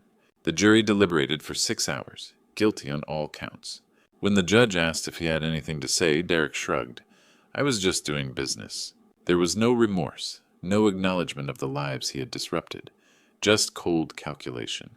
The sentence, 4 years in a federal penitentiary and $15 million in restitution. Medcor's board fired him immediately. The company's stock plummeted, and within weeks, their entire operation imploded. Major contracts were terminated, and an internal investigation revealed Derek's manipulative tactics had been used on multiple employees across several firms. By mid-August, Medcor filed for bankruptcy protection. More than 400 people lost their jobs, all because one man built a business model on theft and exploitation. I read the industry reports with a heavy heart. The destruction of manipulation reaches far beyond the immediate targets. Derek had ruined careers, companies, and families, yet he called it business. Then Marcus brought me a piece of evidence I had hoped we would never find. Amanda had known about Derek's manipulation of Madison all along. In fact, she had facilitated it. Emails showed Amanda had strategically introduced Derek to Madison at a healthcare conference 18 months prior. Text messages revealed Amanda encouraging Madison to meet with Derek, framing it as networking and building her own success. Most damning of all, bank records showed Amanda had received $200,000 in consulting fees from Medcor during the exact period Madison was leaking information. Benjamin laid it out objectively. We can pursue conspiracy charges. The evidence is solid. She's family, I said quietly, but I need to hear the truth directly from her. Jennifer and I drove to Amanda and Andrew's home on a Saturday afternoon. The atmosphere was instantly tense. Amanda knew exactly why we were there. I calmly laid out the evidence: bank statements, emails, and texts. I was helping Madison assert herself, Amanda said, her voice rising defensively. You always controlled everything, Silas. She needed someone who believed in her potential. You were helping your own bank account to the tune of $200,000, I replied flatly. Amanda's composure completely cracked. Dad always favored you. Everything was about Silas and his perfect integrity. Silas and his ability to be patient. I worked just as hard, but I was never good enough because I wasn't you. Decades of deep-seated resentment poured out. She felt overlooked, jealous of the fishing trips, the private conversations, and the fact that Dad had designed a will to test Madison but never doubted Silas. She had convinced herself that helping Madison succeed outside of family approval was a strike back against a lifetime of being the second choice. Andrew spoke up for the first time, his voice quiet. I told you this would backfire, Amanda. She turned to me, snarling.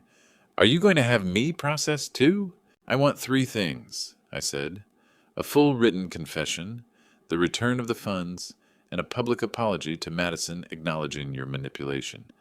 Do that, and I won't pursue legal charges.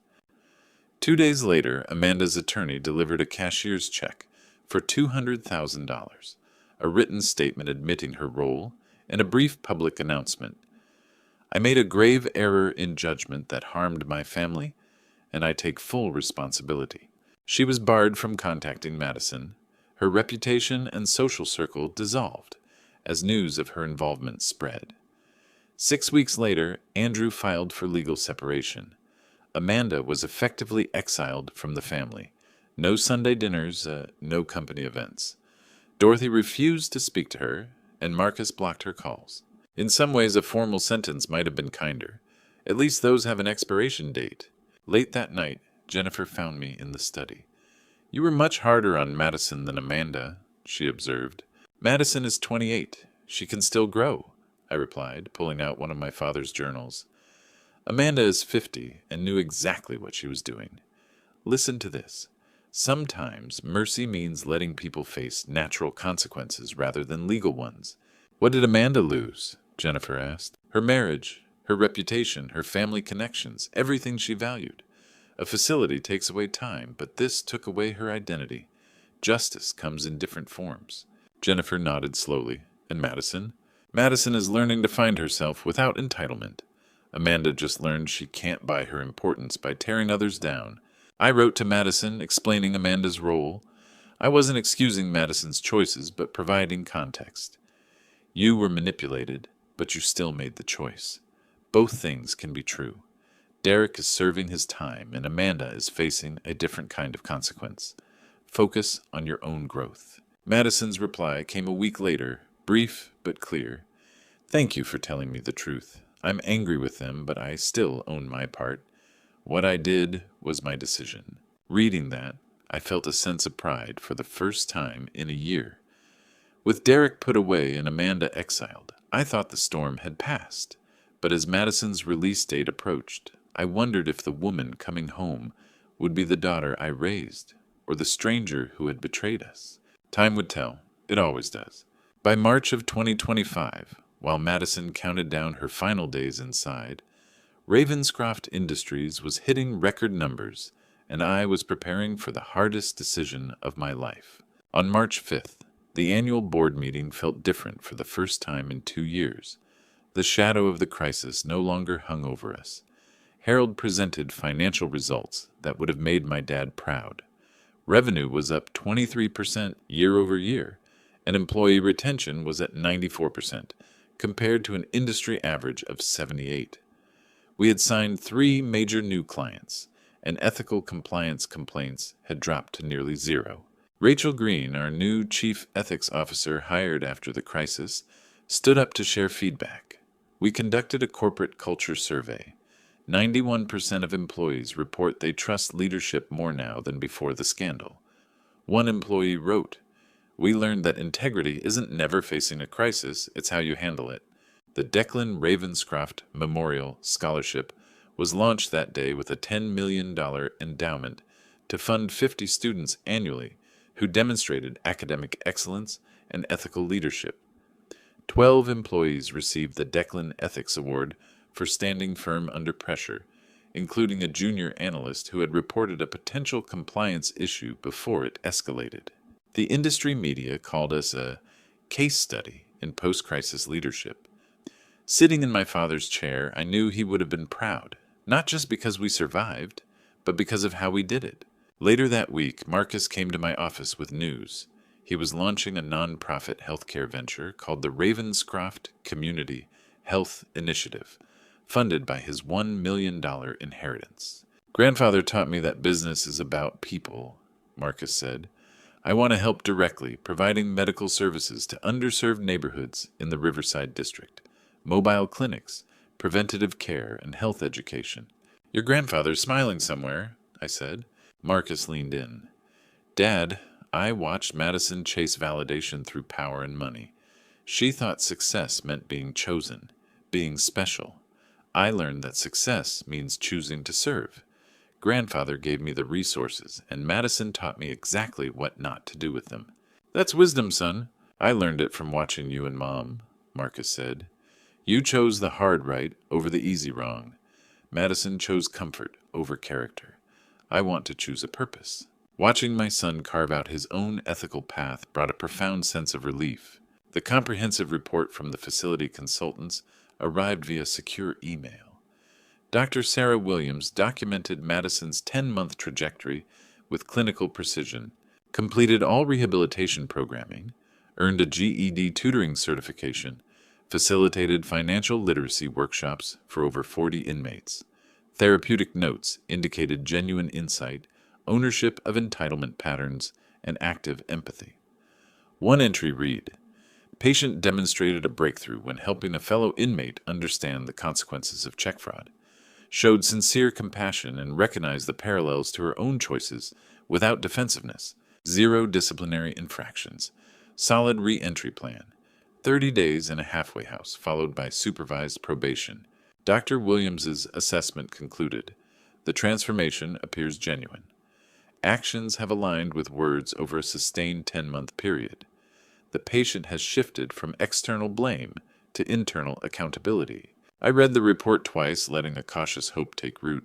During a private board meeting, Stephen Caldwell raised the inevitable question, should Madison ever be allowed back at the company? The opinions were split. Harold noted that employees who remembered the betrayal needed to see continued accountability. One board member expressed concern. What message does it send if we welcome back someone who took from us? Another countered, what message does it send if we decide people can never change?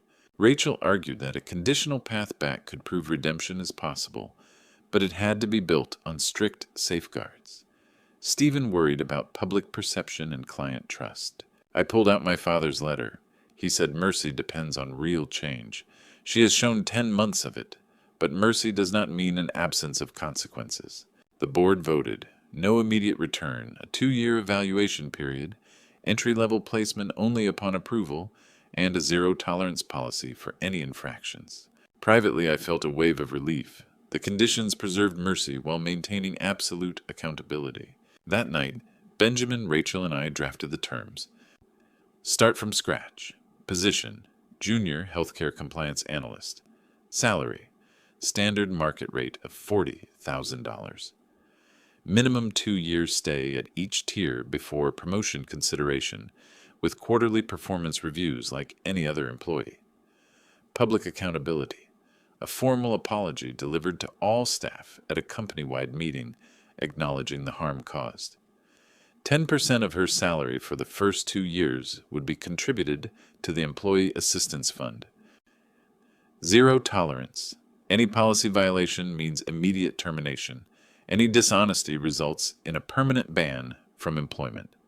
Quarterly audits for the first 3 years. No leveraging of the family name for professional advantage. The conditions were harsh. They had to be. Late that night, Jennifer found me in the study staring at a shelf of childhood photos of Madison. The little girl begging me to teach her to fish, the teenager crying over volleyball, the young woman hugging me at college graduation. The terms are brutal, Silas, Jennifer said softly. They have to be. She caused a lot of damage. What if she rejects them? Then she isn't ready for redemption. I pulled out Dad's letter. He gave her a test through his will. This is my test. What she does with this opportunity is entirely up to her. Jennifer picked up a photo of 8-year-old Madison holding up a fish she'd caught. I miss that little girl. Me too, I admitted. But maybe, if we're fortunate enough, the woman coming home will be a better person. Someone who earned her character through effort, rather than inheriting expectations. Jennifer read the letter again, her thumb tracing Dad's handwriting. The real test wasn't the will, it was everything that happened after. I'm giving her the same chance he gave me, I said.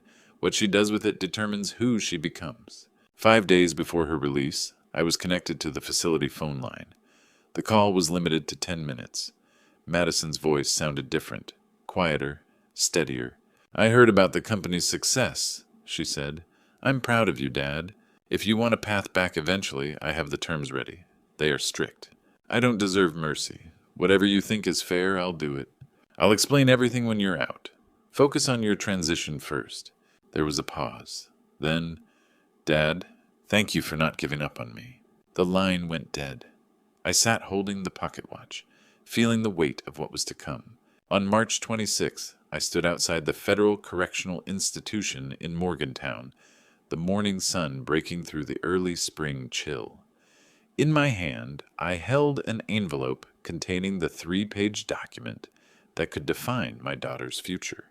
I didn't know if she would accept the terms, or if the woman walking out those doors would be anyone I recognized. Time would tell. It always does.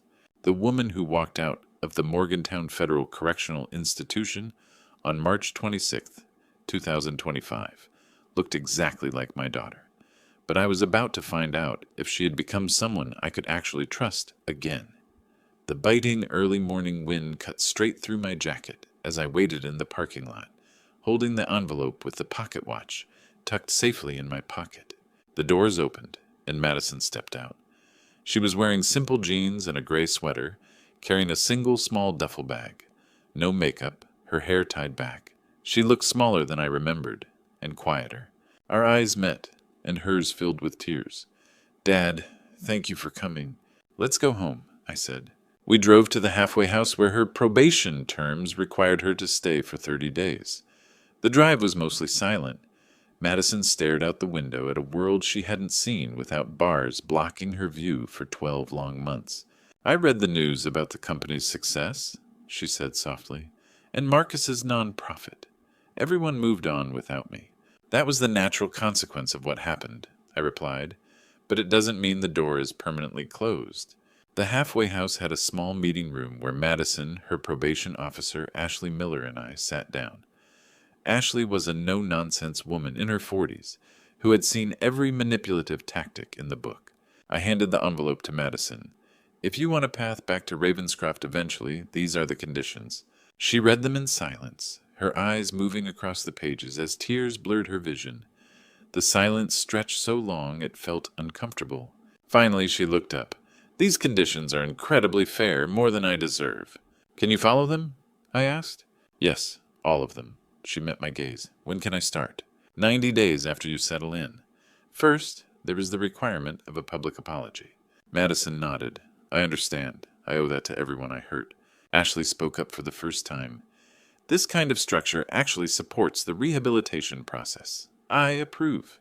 By the 4th week in mid-April, we held our first family dinner, back at the Ravenscroft house, permitted under her supervised probation terms. When Madison walked through the door, Jennifer cried and held her in a hug that lasted a full minute. She had made beef stew with roasted vegetables, Madison's favorite childhood comfort food. Marcus was there too. I had been anxious about the dynamic between them, but my son surprised me with his warmth. The conversation started cautiously, testing the waters and avoiding the deeper wounds. Marcus, I heard about your nonprofit, Madison said. It's amazing. Grandfather taught both of us how to look at a legacy. Marcus said gently. I'm just glad you have a chance to build yours differently now. Madison turned to me. Dad, can I see Grandfather's pocket watch? I handed it to her. She held it carefully, reading the engraving aloud. Time reveals all truths. I finally understand what he meant, she said, passing it back. This belongs to you. You earned it. On June 15th, we held the company-wide assembly. More than 300 employees attended in person, with hundreds more streaming in remotely. Jennifer and I sat in the back row with Marcus beside us. Rachel Green introduced her. Miss Ravenscroft has requested an opportunity to address the company. Madison walked up to the podium, her hands visibly shaking. I compromised the trust of every single person in this room, her voice steady despite the trembling. I took proprietary data from this company, and I threatened your jobs and your livelihoods. I was arrogant, selfish, and entitled. I believed I deserved things I hadn't worked for. Nobody forced me to do it, not Derek Hamilton and not my aunt. I made those choices. I spent the last year learning what real accountability means. I'm not asking for forgiveness. I'm asking for an opportunity to prove that I have changed. If you give me that chance, I will earn your trust back one day at a time, from the very bottom. When she finished, the room was dead silent. Then Harold Carson stood up and began a slow, deliberate clap. Others joined in, though not everyone. Some employees remained seated, arms crossed. Madison wept, nodded gratefully, and quickly exited the stage. In the parking lot, Jennifer hugged her. That took incredible courage. Madison shook her head. It took 12 months in a facility to find that courage, Mom. I should have found it before I ruined so many things. June 30th was Madison's first day. She reported to Sharon Mills in Human Resources, wearing business casual clothes that looked like they came from a discount department store. No designer labels, no jewelry except a simple watch. She was assigned a small cubicle in the compliance department with a standard desk, computer, and phone. Her nameplate read, Madison Ravenscroft, Junior Analyst. No middle name, no fancy titles. She went through orientation alongside 3 other new hires, treated exactly like everyone else. Paperwork, benefits explanations, building tours, and IT setup. At lunch, she sat alone in the cafeteria until Tyler, a 24-year-old analyst, sat across from her. My mom said you made a mistake, but you owned it, he said. That's more than most powerful people do. Thank you for giving me a chance, Madison said softly. Her first assignment was reviewing basic compliance documentation for a small client contract. It was entry-level work she could have done with her eyes closed 5 years ago, but she approached it with a focus that showed she knew she had everything to prove. That night she sent a pre-approved text to my phone. First day done. It feels right, starting from here. Her 90-day performance evaluation took place at a neutral coffee shop. I had already received the reports from Ashley Miller, confirming absolute compliance with all probation terms, along with glowing work reviews from Rachel and Sharon, noting her punctuality, diligence, and humility. "How does it feel?" I asked. "Humbling," Madison said. "Very humbling." "Good. Seeing the company from this level changes everything. I see the actual people my actions affected." She paused, her voice catching. "Dad, I don't know if I'll ever earn a spot back in leadership, but I'm at peace with that." "That peace is exactly what your grandfather was trying to teach you," I said. "I just wish I didn't have to break so many things to learn it." "You can't change the past, Madison, but you are changing the future." Late that night at home, Jennifer found me looking over Madison's performance summary. "Do you believe it's real?" she asked. "I want to," I said, "but I watch the actions, not just the words. Dad's letter said to show mercy if there is real confession. Time reveals all truth. We'll know over time." The pocket watch on my desk caught the evening light. Outside, fireflies flickered in the gathering darkness.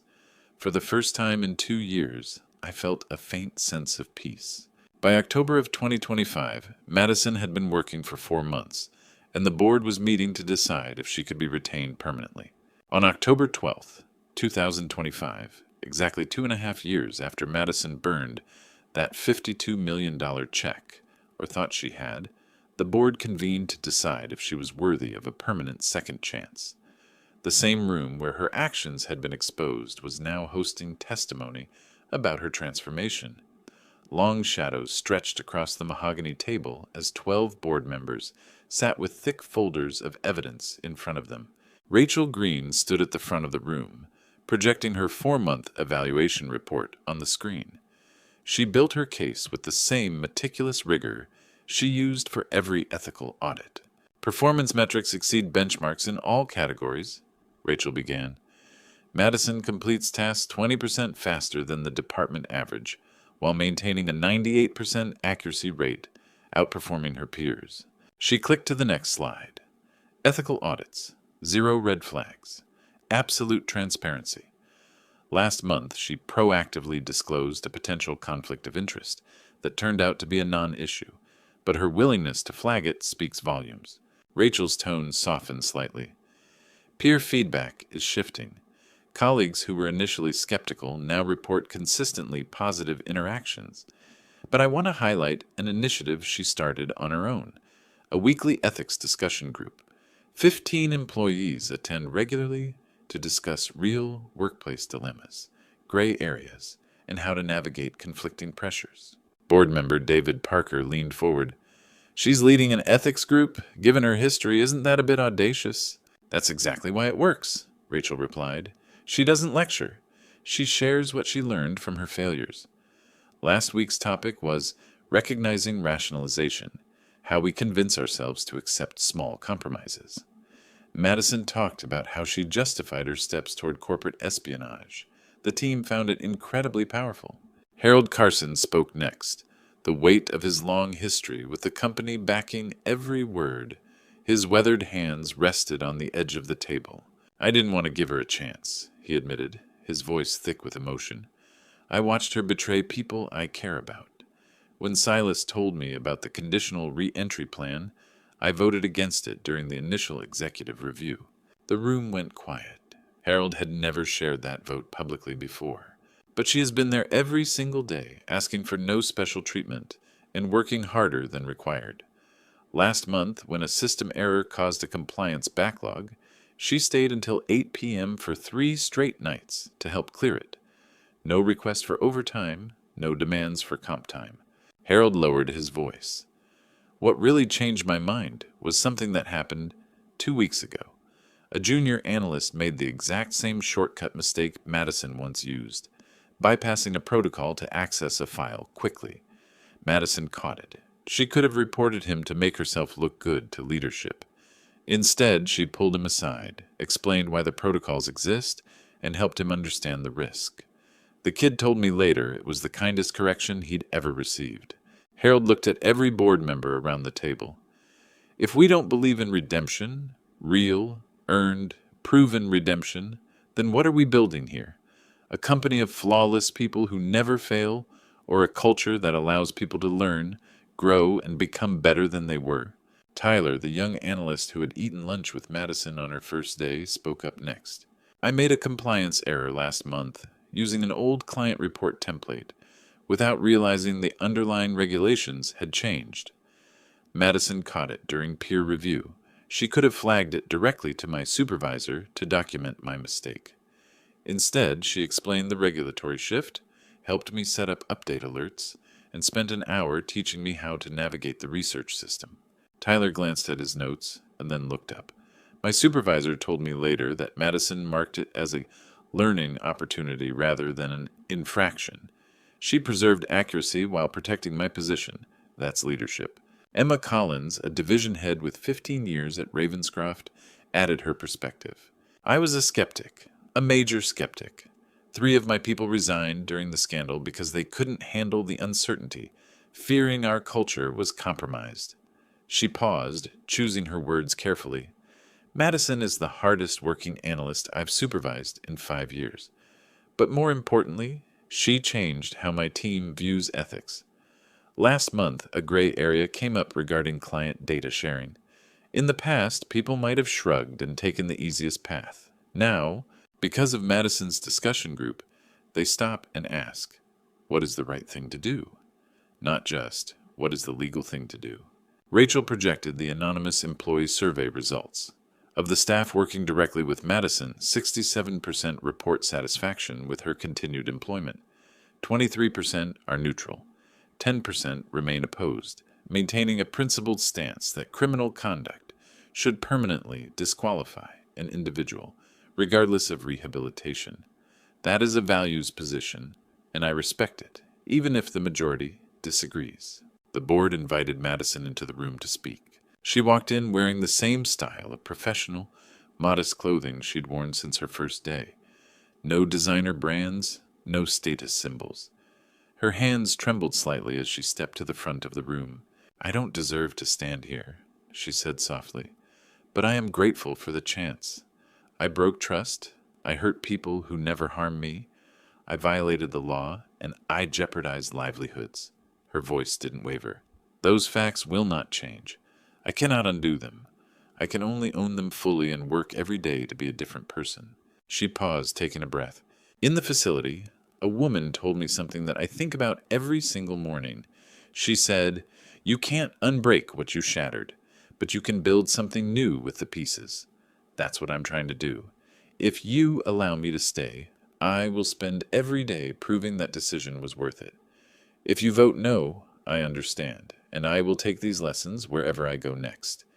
Either way, thank you for teaching me what real accountability looks like. She left the room, the door clicking softly shut behind her. Stephen Caldwell broke the silence. This is unprecedented. We are voting on whether an individual convicted of federal corporate espionage can remain employed at the very company she compromised. Sarah Whitman spoke thoughtfully. But isn't that exactly the point? If transformation is real, sustained, sincere, and proven over time, do we honor it? Or do we say that a failure, no matter how severe, permanently defines an individual? David interjected. It wasn't a single mistake, Sarah. It was a pattern of calculated decisions over months, which is exactly why the transformation is so striking, Sarah countered. It's easier to change a habit than a character flaw. She has demonstrated a character transformation. Rachel surprised everyone by stepping forward. Then I would like to propose an unconventional pathway forward, a long-term development track. She pulled up a new slide showing a 5-year timeline. Years 1 and 2. Madison continues in her current role with standard performance metrics. Years 2 and 3. If performance and ethical conduct remain exemplary, promotion to senior analyst. Years 3 to 5. Intensive ethics training, culminating in a graduate certificate in organizational ethics. The next slide made several board members sit up straight. Year 5. Upon my retirement, consideration, not a guarantee, but consideration for the role of Chief Ethics Officer. A murmur rippled through the room. Stephen raised a hand for silence. Rachel, that is highly audacious. It's strategic, Rachel said firmly. Who better to guide compliance than someone who knows the exact cost of violating it?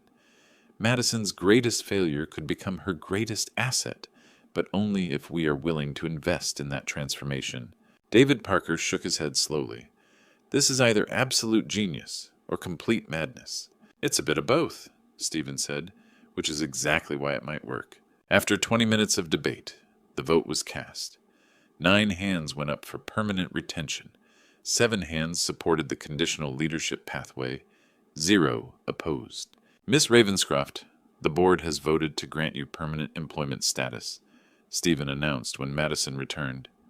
We have also approved a long-term development track that, should you continue to demonstrate this level of growth, could lead to consideration for a leadership role within the ethics department in 5 years. Madison's eyes went wide. Thank you. I won't let you down. If you do, you'll be letting yourself down, Stephen said seriously. We are holding you to a higher standard than anyone else because you have far more to prove. I understand, Madison said. Thank you. That night at the Ravenscroft house, there was no champagne or grand celebration. Jennifer made beef stew, the kids' favorite comfort food. Madison held up her cubicle nameplate. I'm keeping this to remind myself exactly where I restarted. Jennifer pulled out a photo album showing a picture of a young Madison fishing with Declan, holding up a tiny bass with a proud, gap-toothed smile. He would be so proud of the woman you are becoming, Jennifer said. Not the woman I was? No, I said, but that's the entire point. You chose to be someone different. Marcus squeezed Madison's hand. The nonprofit is hosting a community health fair next month. We need volunteers on Saturday if you're free. I'd love to, Madison said. Thank you. Late that night, I stood alone on the back porch with the pocket watch in my hand. The October chill cut through my sweater, but I welcomed the quiet, looking out over the scattered lights of the Riverside Valley below. The pocket watch ticked steadily. I ran my thumb over the engraving. Time reveals all truths. 2.5 years ago, Madison had burned a $52 million check. She lost the money, her freedom, and the smooth path she always thought belonged to her. But she found something far more valuable, something her grandfather had been trying to teach her all along. I remembered his video statement. Character is the only asset that endures forever. You were right, Dad, I whispered into the night sky. She had to lose everything to find what actually mattered. Inside, I heard Madison laugh. It was a genuine laugh, lighter than anything I'd heard from her in years. Through the window, I watched her help Jennifer clear the dishes, while Marcus showed her something on his phone. It was an ordinary moment, but it felt like an absolute gift. The watch kept ticking. The company was thriving. Marcus was changing lives through his nonprofit. Madison was rebuilding her life, honestly, one day at a time. And in the deepening night, with the autumn wind whispering through the bare branches, and the steady tick of the watch in my pocket, I knew my father was smiling. They say time reveals all truths. Grandfather Declan understood that better than anyone, and it took 2.5 years for his final lesson to completely sink in. Exactly 2 years and 10 months after my father's funeral, we gathered to dedicate a memorial garden in his honor. The location was a quiet corner of the Ravenscroft Industries campus, a spot where Dad used to eat his lunch when the weather was warm, looking out over the Riverside Valley. More than 200 people attended, employees who had worked alongside him for decades, community members whose lives he had touched, and scholarship recipients who had never met him but carried his legacy forward. The garden featured benches engraved with his favorite quotes about integrity, a small pond stocked with bass, and at the center, a bronze sculpture of an open pocket watch displaying the engraving, Time reveals all truths. Moban the plaque read, Declan Ravenscroft, builder, teacher, believer in second chances. Marcus spoke first, standing beside the bronze sculpture. Grandfather taught me that wealth is a tool, not a trophy. The Ravenscroft Community Health Initiative now serves over 2,000 patients annually. We've opened 3 mobile clinics, trained 40 community health workers, and helped hundreds of people navigate insurance systems that seemed designed to confuse them. He paused, looking at the bronze watch. I inherited resources, but Grandfather gave me a purpose. The difference between those two things is everything. Marcus announced that the corporate foundation would be providing a $5 million expansion grant, matching funds Dad had designated for community health before his passing. The crowd erupted into warm applause, and I saw tears glistening in Jennifer's eyes. Madison spoke next. She stood at the small podium wearing a simple navy dress, with no jewelry except the watch I had given her 2 days prior. "I don't deserve to stand here," she said softly. "Lin Jin Jong Bu, Mr. Ravenscroft believed that everyone deserves an opportunity to change. I am donating the entirety of my first-year salary, $40,000, to the Declan Ravenscroft Scholarship Fund. It's a drop in the ocean compared to what I owe, but it's everything I have. Grandfather left me a legacy I didn't know how to value. I had to lose it to find something better, and I am working every day to make myself worthy of the chance you've all given me." The applause was genuine, not just polite. I saw Harold Carson nodding and Rachel Green smiling. After the ceremony, our family gathered privately in my father's old office. I asked Madison and Marcus to stay behind because of an important matter. "There's something both of you should see," I said, pulling a well-preserved piece of paper from my father's safe. I handed it to Madison. She stared at the document. It was the $52 million check made out to me, Silas Ravenscroft, the exact one she had burned at the reading of the will. I burned your check," she whispered, a mix of shame and confusion washing over her face. "I destroyed what Grandfather left you." "You burned a photo," I said gently. "Dad had several ceremonial copies printed. The actual trust documents were always safe in Benjamin Shaw's office." Madison went completely pale. "So I didn't destroy anything. I thought I did." Her voice cracked. "I thought I was punishing you, proving you didn't deserve it." "You burned a symbol," I told her. "The inheritance was never in that piece of paper." I showed her the file. Benjamin had preserved the meeting notes from weeks before Dad passed, featuring Declan's handwriting. "Print multiple copies of the check image. I want to see who focuses on the paper and who focuses on the principles." Madison laughed through her tears. He knew. He knew what I had become, and he was testing to see if I would destroy what was yours simply out of anger. "And he believed you would find your way back," I said. Marcus shook his head in amazement. "Everything was a test. Even the thing we thought was the test was a test." "That was your father," Jennifer said softly. "Layers within layers." The company continued to flourish, with annual revenues reaching $280 million, and our workforce growing to 3,400 employees. Industry publications named us a top workplace culture for 3 consecutive years. When I transitioned to chairman of the board, Harold Carson accepted the role of CEO. Rachel Green was personally mentoring Madison, and the 5-year plan was right on track. That evening at the Ravenscroft home, I called Madison into the study, the very room where my father's will had shattered her world 29 months ago. "I want you to have this," I said, holding out the pocket watch. "Dad, no, that's yours. You earned it. Grandfather didn't give this to a perfect person, Madison. He gave it to someone who understood what it meant." I opened the case, revealing the familiar engraving. "Time reveals all truths." But I had added a new line inside the cover. "Earned through transformation. October the 20th, 25. Madison took it, tears running down her face. "I will carry it, not as a reminder of what I inherited, but as a reminder of what I almost lost." "That's exactly why you're ready to hold on to it," I said. Late that night, I stood alone on the back porch, looking out toward Riverside. The lights of the memorial garden flickered softly in the distance. Dad left me 50 Hoi Kui, $1 million. But Madison thought the test was about whether I deserved it, and if she could punish me by destroying it. It never was. The test was about what she would do when faced with her own anger and entitlement. She burned a picture of my inheritance, thinking it was power. She lost her freedom, her reputation, and her standing in this family. And in losing all of that, she found the only thing that mattered, her character. I can already see the future unfolding.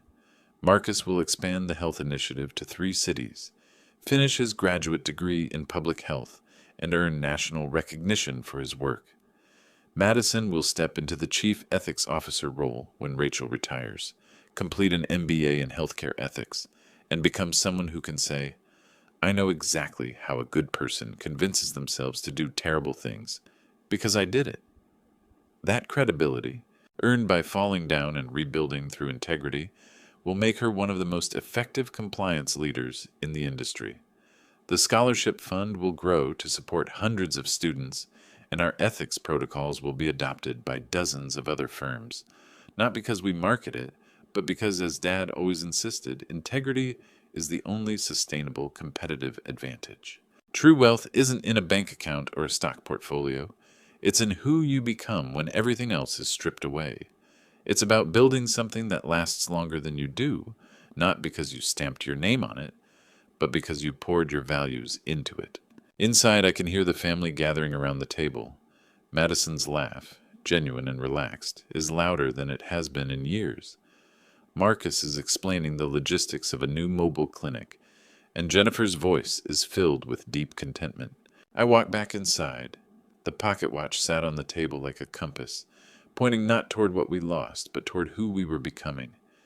Madison picked it up, her thumb running over the engraving.